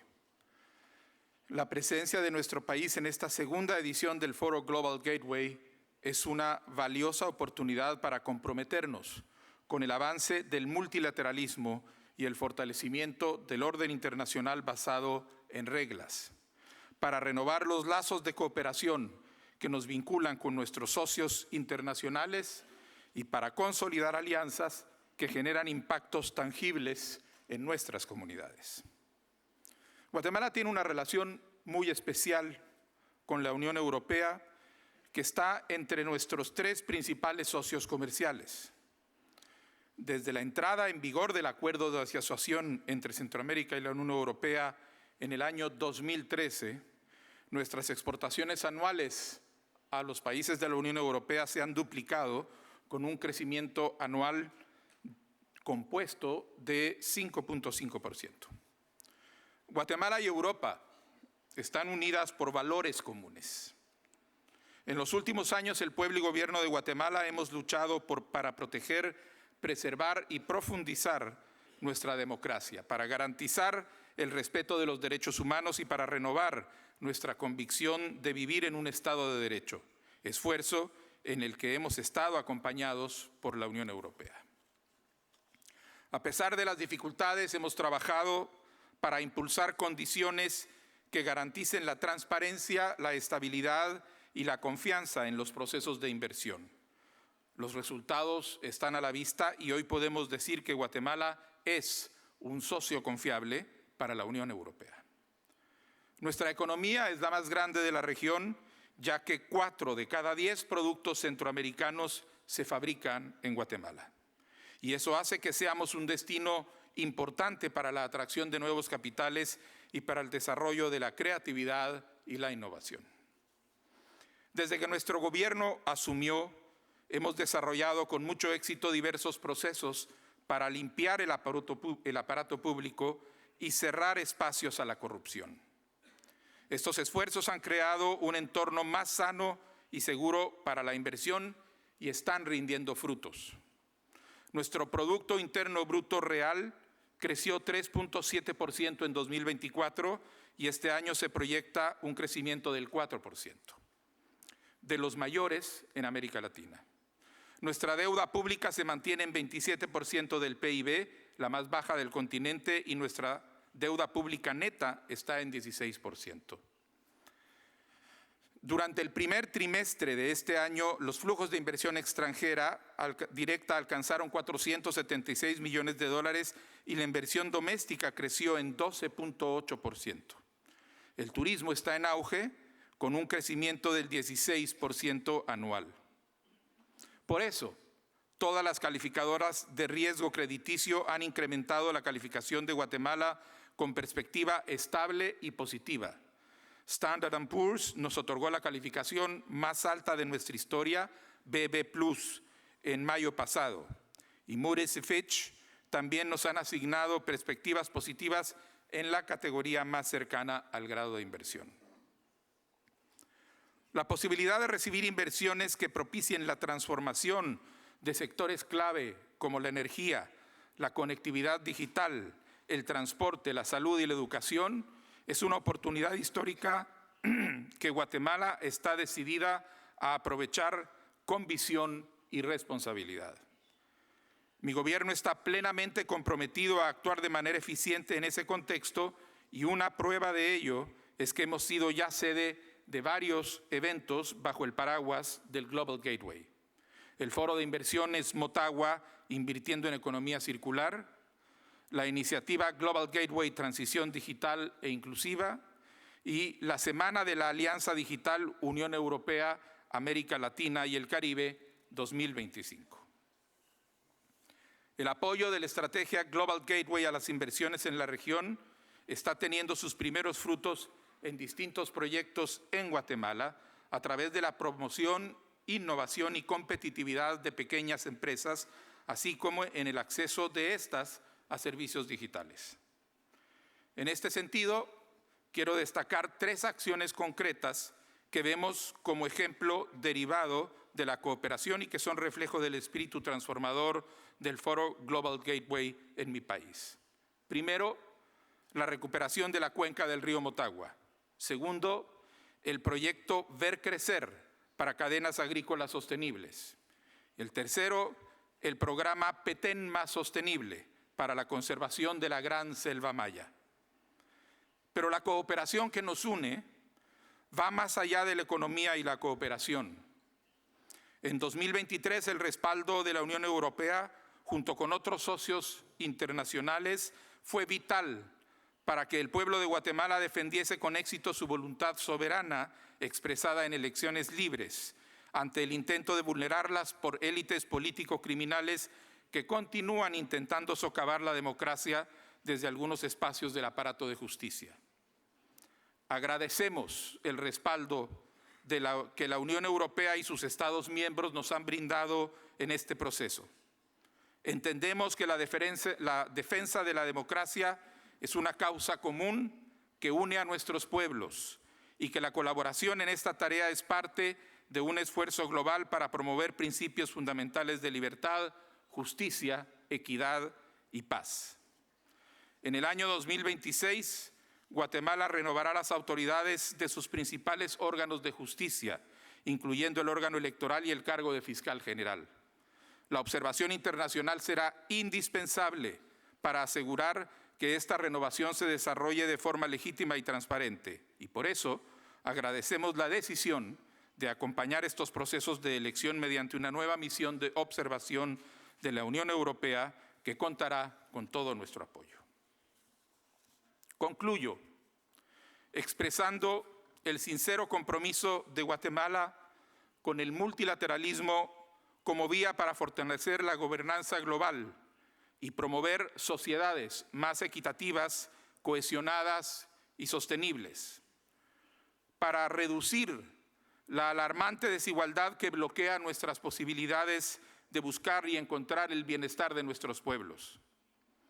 En el marco de la próxima cuarta cumbre CELAC-Unión Europea, Guatemala reconoce el valor de la asociación birregional como dinámica indispensable para tender puentes que acerquen nuestras prioridades nacionales con miras a fortalecer la cooperación frente a retos comunes como el crimen organizado, la migración irregular, el cambio climático y la implementación de una agenda de desarrollo que ponga en el centro a las personas. Muchas gracias.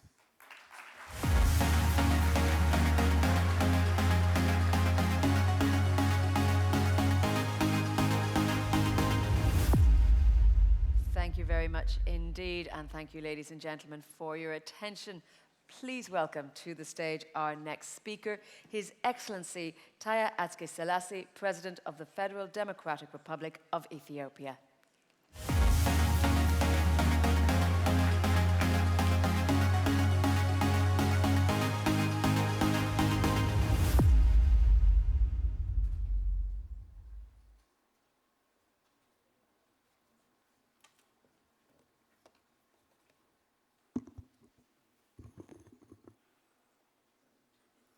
Madam President Ursula von der Leyen, Excellency John Emmanuel Lourenço, Chairperson of the African Union, Excellencies, Heads of State and Government, members of the business community, ladies and gentlemen, may I first of all express my heartfelt gratitude for the invitation extended to my country to partake at the second Global Gateway Forum. Initiatives like the Global Gateway would be timely in forging a strategic vision to build a more robust partnership as a response to our shared and contemporary challenges. What makes it more pertinent is that it has been convened at a time of significant global turbulence, heightened geopolitical tension, rising protectionism, and widespread fragility.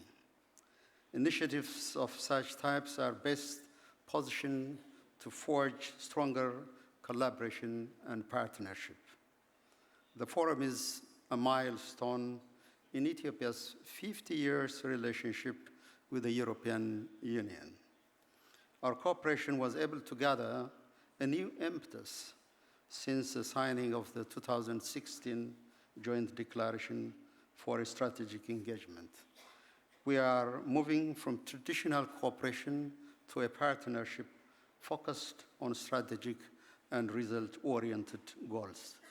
Key areas of the Global Gateway, such as renewable energy, digital and sustainable infrastructure, are directly aligned with our own national development strategy. Excellencies, our reform agenda is not merely a plan, it is a reality in motion. We are implementing multi-sector reforms to build a resilient, market-driven economy, creating a robust environment for both domestic and international partners.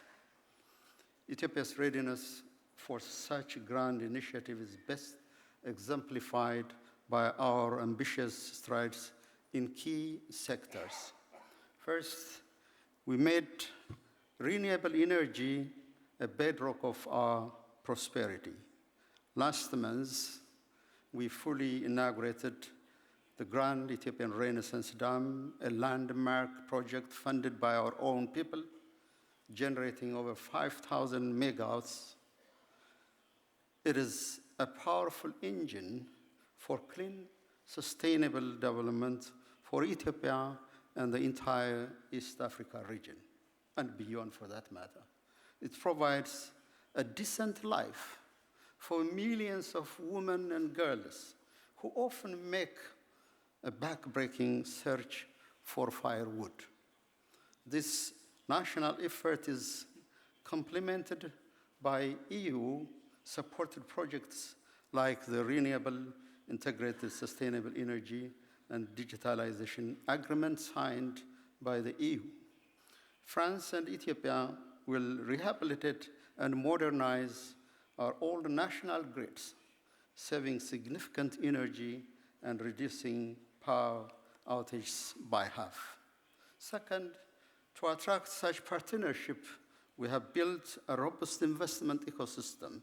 We forged a progressive regulatory framework, fostering investor-friendly environment that protects investment. It is self-evident that a country's role in the global value chain is defined by each country's technological competitiveness and connectivity, and to this end, we are positioning ourselves at this forefront. The recent National Public Key Infrastructure launched a digital ID system, which is fast driving financial inclusion and modernizing our economy. $213 billion in digital transactions were recorded in the last fiscal year, which is a significant surge driven by Ethiopia's digital payment strategy. We also ensure seamless connectivity through Ethiopian Airlines, linking us to more than 130 global destinations and offering partners a competitive edge. Third, we recognize that the cornerstone of Global Gateway is the development of strategic corridors. These corridors are essential for integrating regions like the Horn of Africa into the global trade. However, the utility and efficacy of these routes depend on the stability of their gateways to the world. The security of the Red Sea corridor is not just a national interest for Ethiopia, it is a prerequisite for regional economic security and vital artery to global trade. A collaborative security that epitomizes all key regional stakeholders and major international partners like the EU is essential to safeguard our shared interests. Excellencies, the Global Gateway has the potential to be a model for a new era of partnership for sustainable development. This requires a foundational commitment to African agency, which recognizes that the continent is an active partner in the global affairs, building better future for all. The African Continental Free Trade Area is a powerful vehicle for collective development, creating a stable, rule-based market that moves our relationship beyond aid and towards dynamic economic partnership. Furthermore, the Addis Ababa Declaration from the Second Africa Climate Summit positions Africa leadership in critical minerals and integrated energy markets. We therefore invite the European Union Commission and business to join us in co-shaping a more balanced and fair critical raw material value chain. Excellencies, to further translate our vision into tangible outcomes, I would like to emphasize on the following 3 areas. First, to establish a joint Africa technology innovation platform and mechanism. This platform would move beyond funding to focus on jointly developing technology and establishing regional center of excellence for green energy and digital service to foster and fast-track knowledge transfer. Second, to launch a value chain integration initiative. As we move beyond the old model of raw material extraction, as mentioned earlier by many leaders, we shall prioritize joint venture in processing and manufacturing within Africa, building resilient supply chains for Europe while creating local industry capacity. We are already piloting this model through partnership between a European investment firm and Ethiopian investment holding. Other countries may scale up this practice as well. The third is about boosting future-ready skill and talent initiative. This will assist us in linking global gateway investment to human capital. For every major infrastructure project, we may co-create dedicated university partnership and vocal training centers. This ensures our young workforce can operate, maintain, and innovate from these projects for years to come, transforming them into engines of sustainable local prosperity. Finally, Excellencies, Ethiopia is committed to working with the European Union to realize the objectives of the Global Gateway. With a clear vision and determined action, we can launch a new chapter in our relationship. I wish you all a very fruitful deliberation. I thank you so much.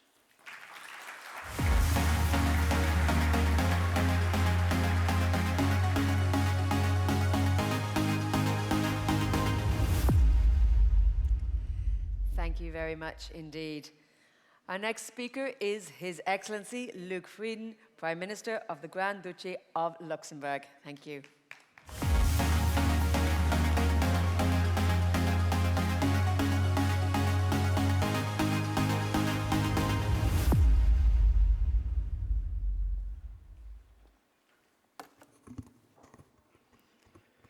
Madam President of the European Commission, dear Ursula, Presidents of the African Union and CELAC, dear fellow presidents and prime ministers, representatives of the business community and the civil society, what a great and unique gathering.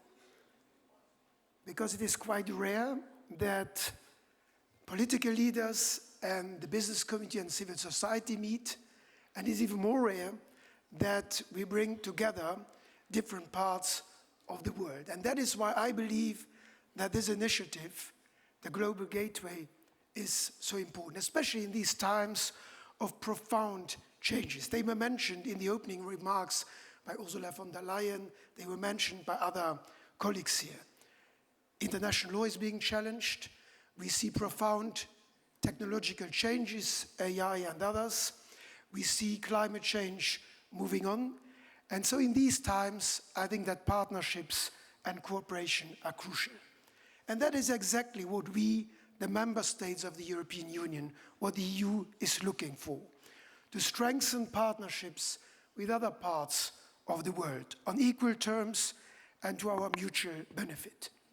That is the purpose of the Global Gateway Strategy. And that is why the member states of the European Union support that initiative. And that is why I decided, as the Prime Minister of a founding member of the European Union, to come here today to Brussels to express support for this initiative and to express support to the European Commission for its work in this important field. You know, when we talk about infrastructure, we think about roads, bridges, schools, phones, computers, satellites. But such investments are, in my view, much more than that. It's essentially about trust. Trust in one another and trust in the future. Trust turns an investment into a physical reality, a contract into a partnership, and a project into a future. Without it, no amount of money, of technology will have an impact. But with it, even the smallest project can transform lives. And you know, there's a saying, trust arrives on foot and leaves on a horseback. It takes years to build trust and moments to lose it. And that happens, unfortunately, too often in today's world. But that is why we are here, and to nurture that trust and strengthen it. And I hope to strengthen it project by project and in cross-border cooperation. My country, Luxembourg, has thrived on trust and stability.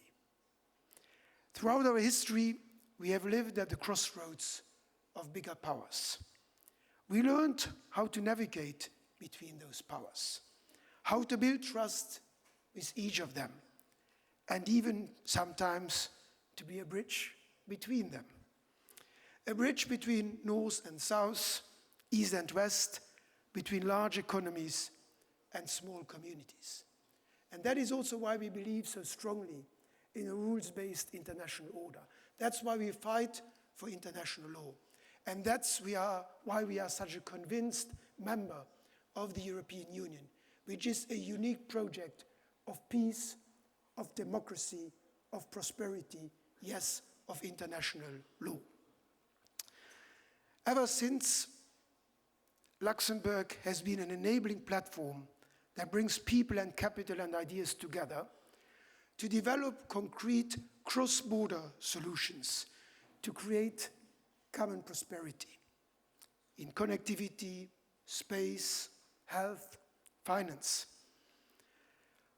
Our companies help deliver space-based connectivity and telecommunication solutions to link schools, farmers, and hospitals, from the Sahel to the Great Lake region, from the Caribbean islands to the Pacific coast. Luxembourg companies are at the forefront of medical innovation, enabling life-saving solutions, cold chain transport of vaccines, and reliable medical refrigeration trusted by hospitals and humanitarian actors worldwide. And with the world's first and largest stock exchange fully dedicated to sustainable finance, we are mobilizing global capital for solar parks in Africa, for clean energy projects in Latin America, for communities on the front lines of climate change. These are just a few examples. They are not promises. They are the evidence that cooperation and trust make a real-life difference.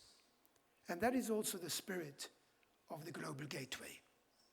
To build bridges that connect, empower, and endure. Between countries, but also very important, within the public and the private sectors. The private sector, our companies, SMEs, yes, very important, and entrepreneurs are agile, innovative, and close to the ground. More and more of them are interested in supporting Global Gateway projects. This interest demonstrates their belief in this type of partnership. They have trust, and it's up to us to give them the tools to get involved by reducing risk, increasing transparency, and creating more opportunities with local businesses. Luxembourg strongly supports such an inclusive approach because together, governments, multilateral development banks, and the private sector, we can turn the global gateway strategy into a reality. My country and the European Union as a whole want to be a partner of choice, a partner who shares technology, a partner who mobilizes private capital, a partner who respects sovereignty, and who stays for the long run. Together, let us put this global gateway strategy to build the most valuable infrastructure of all, a network of trust, of peace and stability in today's unstable world, linking continents, more important, linking people, and linking the hopes of future generations across the world. Thank you.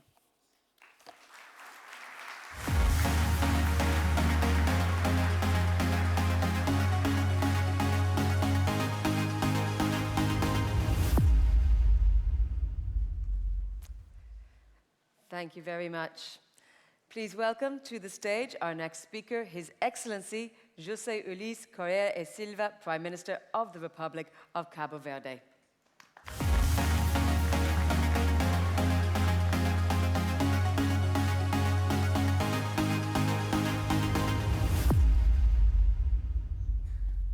Excelência Presidente da Comissão Europeia, Ursula von der Leyen, Excelências Chefes de Estado e do Governo, todo o protocolo observado, é com grande satisfação que, em nome do Governo de Cabo Verde, participo neste Fórum Global Gateway.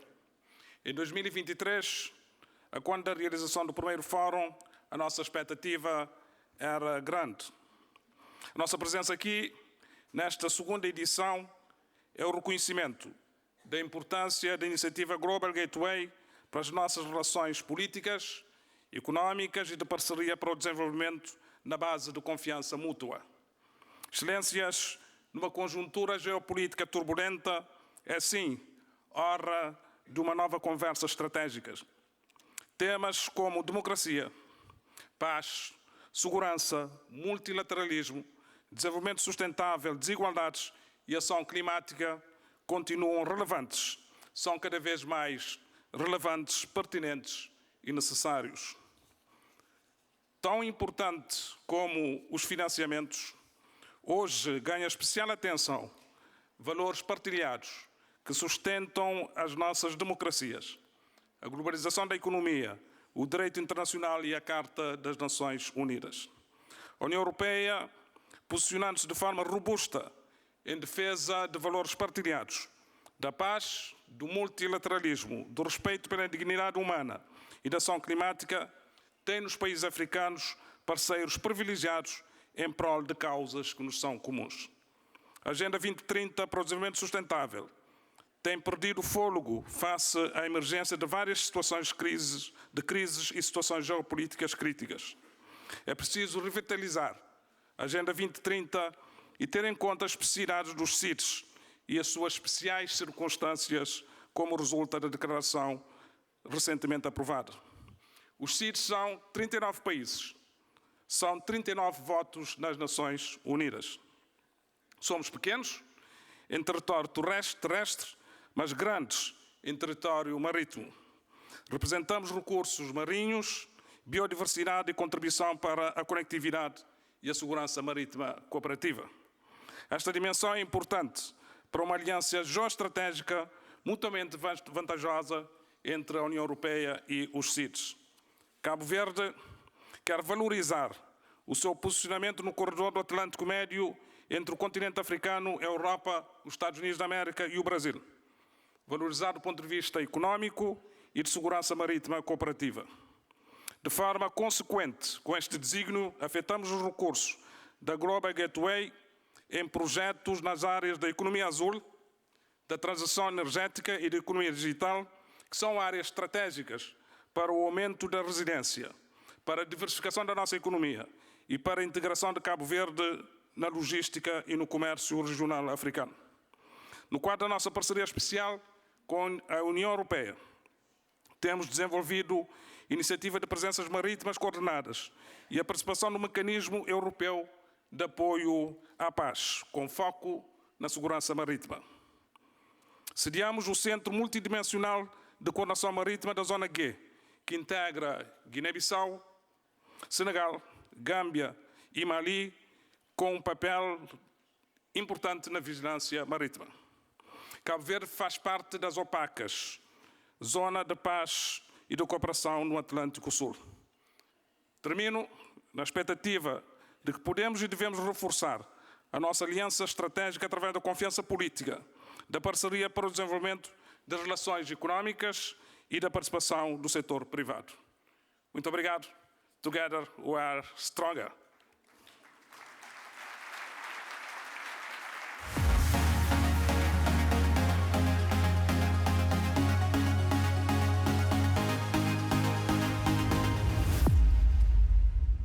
Thank you. Our next speaker is His Excellency Nikol Pashinyan, Prime Minister of the Republic of Armenia.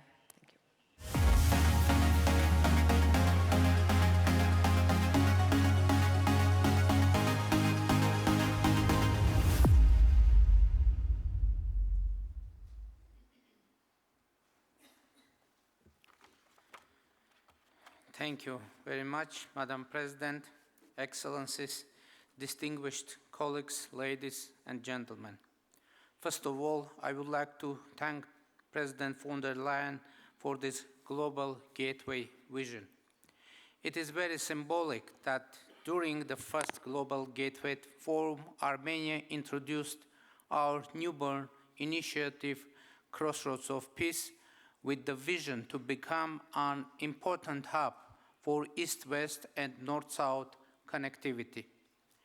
Being a landlocked country, we perfectly understand the benefits of an inclusive and equitable connectivity in all its forms, as the lack of connectivity has long been a major obstacle to Armenia's development, economic growth, and regional integration. I am happy to report that today, with peace established between Armenia and Azerbaijan and positive dynamics in Armenia-Turkey normalization, our very idea of crossroads of peace is being realized, having full potential to change the whole dynamics not only in the South Caucasus, but also far beyond. During the Washington Peace Summit of August 8, with the support of President Trump, Armenia and Azerbaijan, among the others, reached an agreement on opening of the regional infrastructures based on the principles of territorial integrity, sovereignty, inviolability of borders, jurisdiction, and reciprocity. In addition, Armenia and the US, together with mutually determined third parties, will implement the Trump Route for International Peace and Prosperity project, which will have a significant impact on enhancing connectivity in the region and beyond, fully in line with the vision of the Crossroads of Peace initiative. Dear colleagues, for the first time in the modern history, our region is ready both politically and logistically to unlock its untapped potential and to be integrated into the wider unimpeded connectivity between Europe, South Caucasus, and Central Asia. The Trump Route for International Peace and Prosperity, also known as TRIP Route, is a promising investment project that entails a plethora of opportunities for the cooperation from railroads to energy. The EU's increased engagement in the South Caucasus and Central Asia is therefore extremely timely, and Armenia stands ready to bridge these regions, fostering not only infrastructural ties, but also digital, energy, and regulatory interoperability and institutional alignment with the European Union. The relations between Armenia and the European Union have never been closer. This growing partnership creates unique opportunities for anchoring Armenia more deeply and strategically into Europe's evolving connectivity vision, such as the Global Gateway, the Black Sea Strategy, the Middle Corridor, Trans-European Transport Network, and more. Ladies and gentlemen, it was an honor to address you today, and I sincerely hope that my words resonated with you and inspired to take bold decisions for peace, stability, resilience, and prosperity. I wish all of us a productive day ahead. Thank you very much.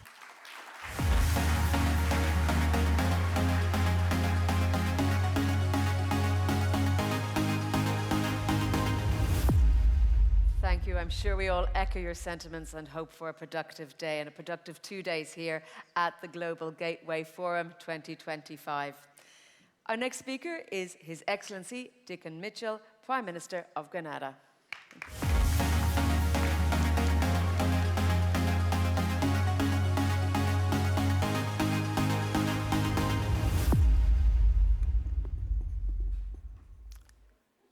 Our host and our convener, Her Excellency, the President of the European Commission, the President of Colombia, and Chair of CELAC,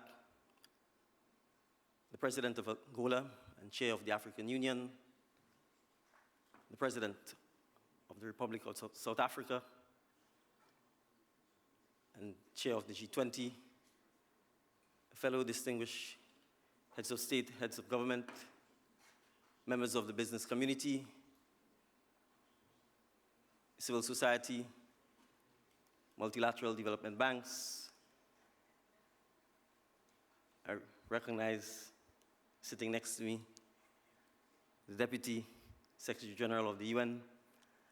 Ladies and gentlemen, it's a pleasure to be here with you in Brussels. I speak unscripted because coming from the Caribbean, and in particular the island of Grenada, the small island states of the Caribbean, perhaps more than any region of the world, is a region that has been forged by migration, by connectivity, and by the reality that our very existence depends on a stable, multilateral, rules-based global order. And so I want to thank the European Union for its partnership and support of Grenada and the Caribbean at a time when it is highly tempting to ignore small island developing states and their particular challenges. And the challenges take all forms and shape. The climate challenge and its ability to wipe out decades of progress and development in a matter of mere minutes. And in Grenada's case, just last year, on the 1st of July, in 45 minutes, on the 1st of July, a Category 4 hurricane destroyed 90% of the housing on one of our islands, completely destroyed the power grid and the telecommunication system, and left the citizens of Carriacou and Petite Martinique in untold shock that centuries, decades of toiling could be wiped out in 45 minutes. but it is the partnership of the world that allowed us to rebound. It is the support from multilateral, regional partners like the EU, like CARICOM, like China, like the Gulf states, that have allowed us 12 months later on to have rebuilt our schools, to have normalized our citizens' way of life, and to be able to be pouring on, and to be able to have me here today confident that we can share our knowledge, our grit, our resilience with our partners, so that that partnership allows us to forge a better future for humanity.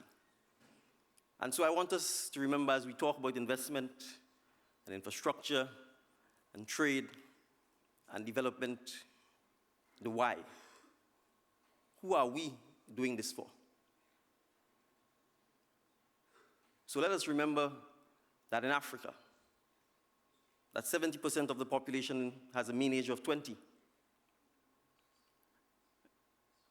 So it's ensuring that their future is not dictated by the temptation to pull us back to 80 years ago, to protectionism, to war, to instability, to tribalism, but to give them the opportunity to have a better life, to have the education, the tools, the skills, the peace, the stability to imagine and to create a world for themselves. And so I urge us to remember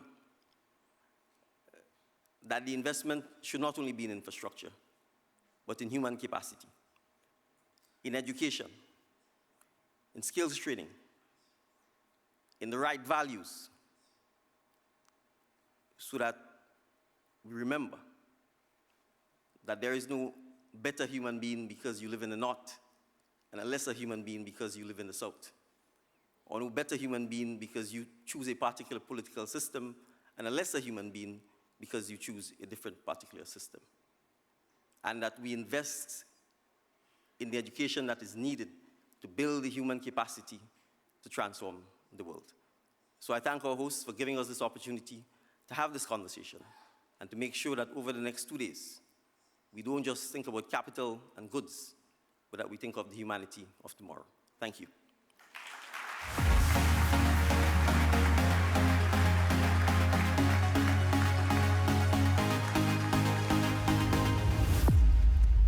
Thank you very much, and indeed thank you to all our heads of state and government for their speeches. I would like to welcome to the stage now Her Excellency Amina J. Mohammed, Deputy Secretary General of the United Nations.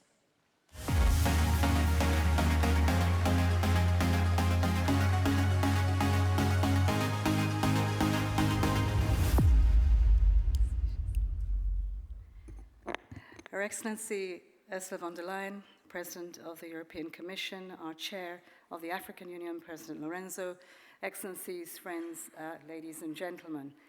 Let me just start by saying I think I just ended a drought. It's a woman up here.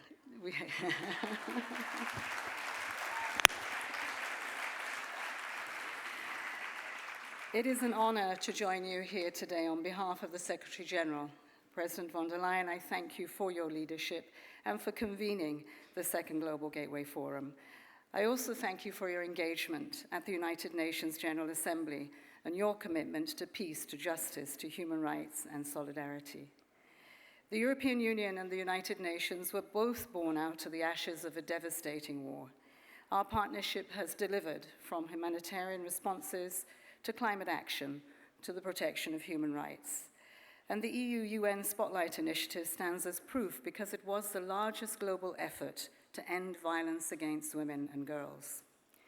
Together, we're now driving the twin green and digital transitions, shaping the Global Digital Compact, co-chairing the UN panel on critical minerals, and expanding digital access for children in Kenya. Our partnership has been central to so many achievements across pillars, and we do not take it for granted. Today, this partnership has never been more relevant or more necessary. The Global Gateway provides a perfect opportunity to scale up investments and to deepen the partnerships across the whole world.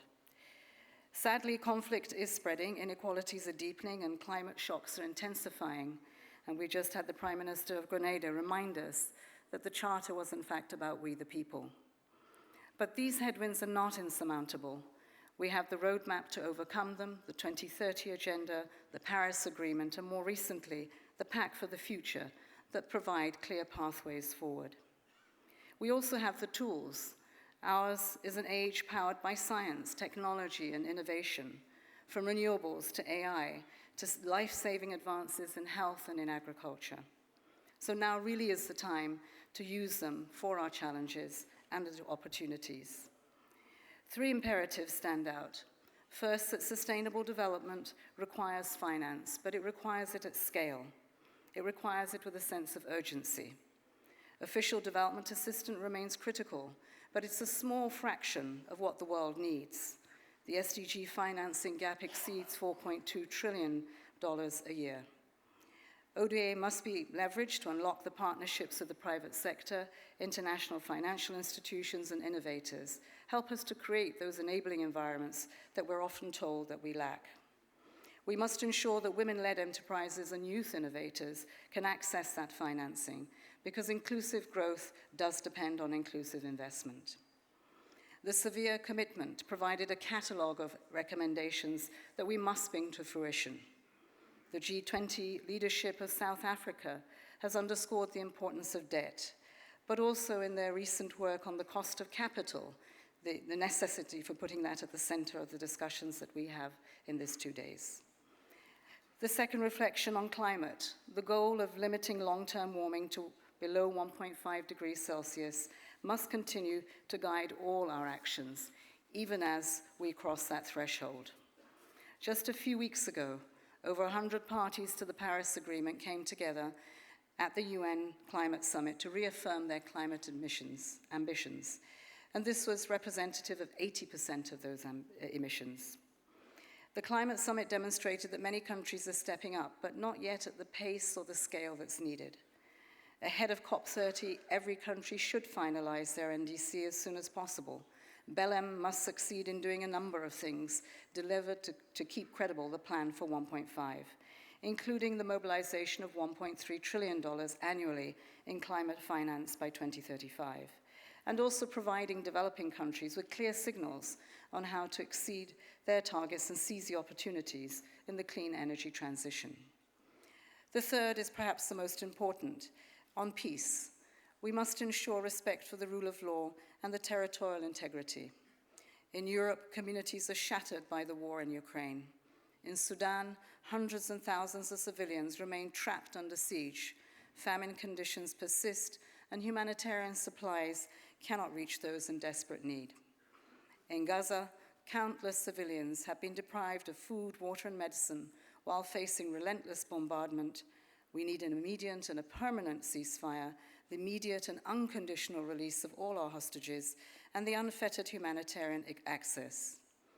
Recent developments offer a glimmer of hope, and all parties must seize this opportunity to bring the conflict to an end. We commend the untiring efforts of the United States, of Qatar, of Egypt, and Turkey, but also the voice of South Africa in ensuring that we bring to justice all those who should be.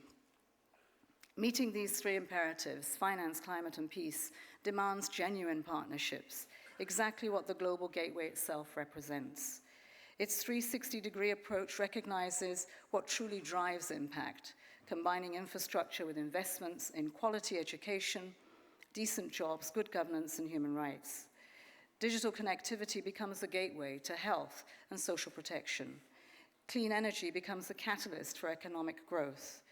With only 5 years left to 2030, the Global Gateway can accelerate progress to the SDGs on the ground. In 122 countries, UN resident coordinators and EU ambassadors work side by side. Together, we believe that we can align the policies across sectors. We can strengthen institutions and build local capacity and systems. We can unlock innovative financing with development banks and private capital. We embed standards that reduce risk, and we can bring everyone to the table, our governments, business, academia, and civil society. This, we believe, is how we turn cooperation into prosperity, where people can see, they can feel, they can touch. President von der Leyen, Excellencies, the Global South, as we heard our leaders today, is not waiting to be rescued. It is shaping a new narrative on its own terms. Today, we've heard that affirmation and we've heard the solutions that have been put forward. We need to match those ambitions with increased action and ensure that the Global Gateway is a bridge to sustainable development, to equality, and to human dignity for all. The World Social Summit in Doha will ask whether we're truly ready to put those values into practice. The stakes have never been higher or more urgent. The UN stands as your partner in this meeting at the moment, but also in bringing the voice of our 193 nations to this vital task. Finally, inspired by what leaders I heard today, if the world has taught us anything in the past few years, it is that dependency has been painful. For the time that we recovered from COVID, from the war in Ukraine and the security of food and energy that was put on the line, Sudan and Gaza, where humanitarian aid has enabled that things have fallen apart. But it's also told us that when we came together, we could produce the pandemic treaty, that the World Bank has M300 that will connect with electricity across Africa, 300 million. The energy transitions, and today the Global Gateway signals genuine partnership of interdependence where everyone wins. Finally, on women's leadership, I started on the drought, but I'd like to applaud the vision, but also the leadership of Ursula von der Leyen. You have lived your courage of convictions, and we look to you, and many stand on your shoulders. But we also need to celebrate in Beijing +30 this year that women must be at the tables in business, at the tables in peace, at the tables in every corner that will allow that half of our humanity that is underinvested. For no bird will fly on one wing. Thank you.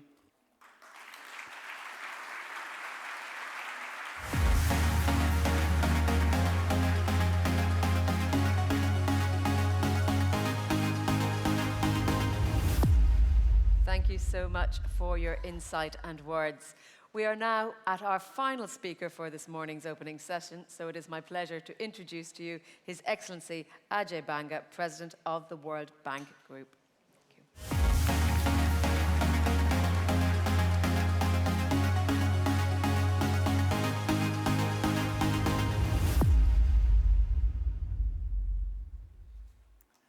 Excellencies, ladies and gentlemen, I am very conscious of the fact that I'm between you and the chance to get a break, so I'm going to try and keep it quick and short for you. A number of the countries and private sector players and civil society here are partners of ours. And so, Madam President, I'm delighted to have the opportunity to be a part of this group with you. I think the Global Gateway is the right thing at the right time. And let me tell you why. There is a confluence right now of ambition and arithmetic. 1.2 billion young people in the emerging markets will become ready for a job in the coming 15 years. The same emerging markets are currently forecasted to produce 400 million jobs for them. Those estimates could be wrong because they're made by economists like us. But they will not be wrong by 800 million. If you want to do something about the future of our world, because that generation is the power of our future. They will drive markets, they will drive consumption, they will drive growth for the Western world, they will drive the opportunity for our companies, for our technology, for our intellectual property. For the countries there, they will drive prosperity and quality of life for their citizens.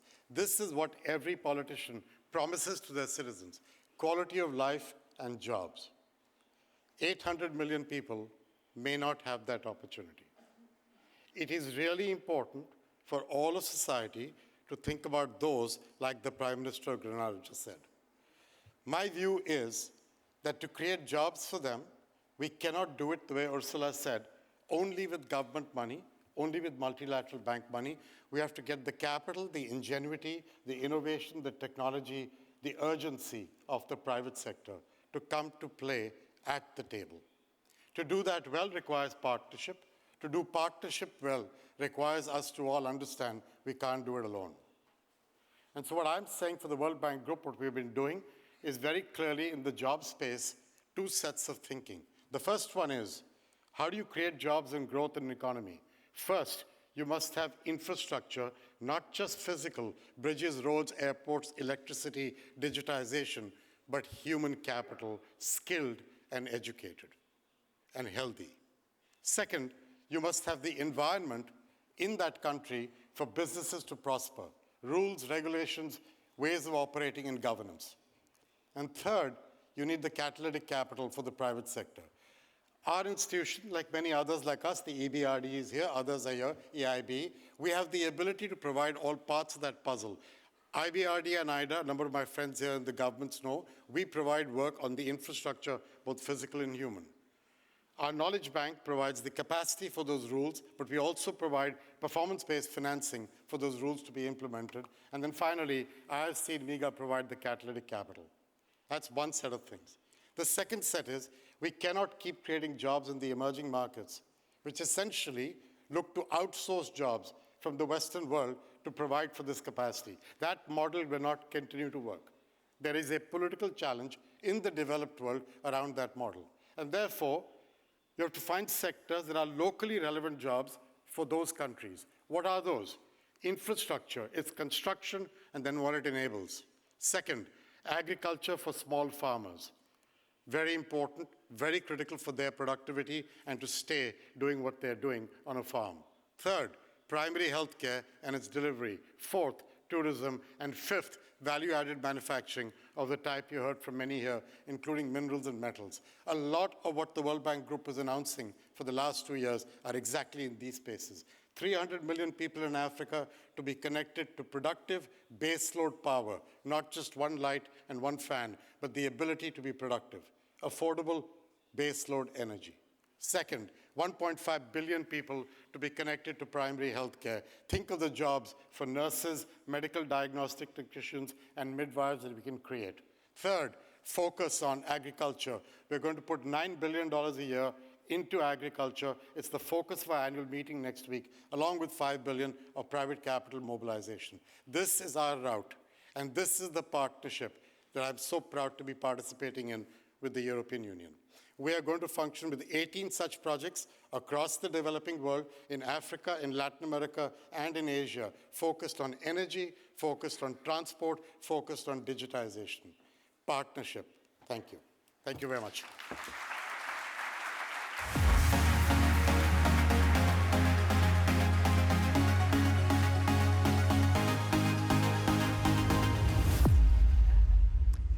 Thank you so much indeed, and thank you to all our wonderful leaders and speakers this morning. We have all been inspired by the speeches today, but we've heard more than speeches. I hope today will be remembered as a historic moment where the hand of friendship and partnership has been extended, a moment where the positive agenda of interdependency, integration, and mutual respect came out stronger than tensions and strife. Now, of course, the forum is not over, and this afternoon and tomorrow we will see signing ceremonies as well as networking and bilateral meetings as well as panel discussions on the stage. However, I would ask now, as we allow our leaders and those seated in the first 2 rows to leave, for everybody else to kindly remain seated. I have more information for you in a moment regarding lunch, but please, a round of applause for our dear leaders as they leave the room.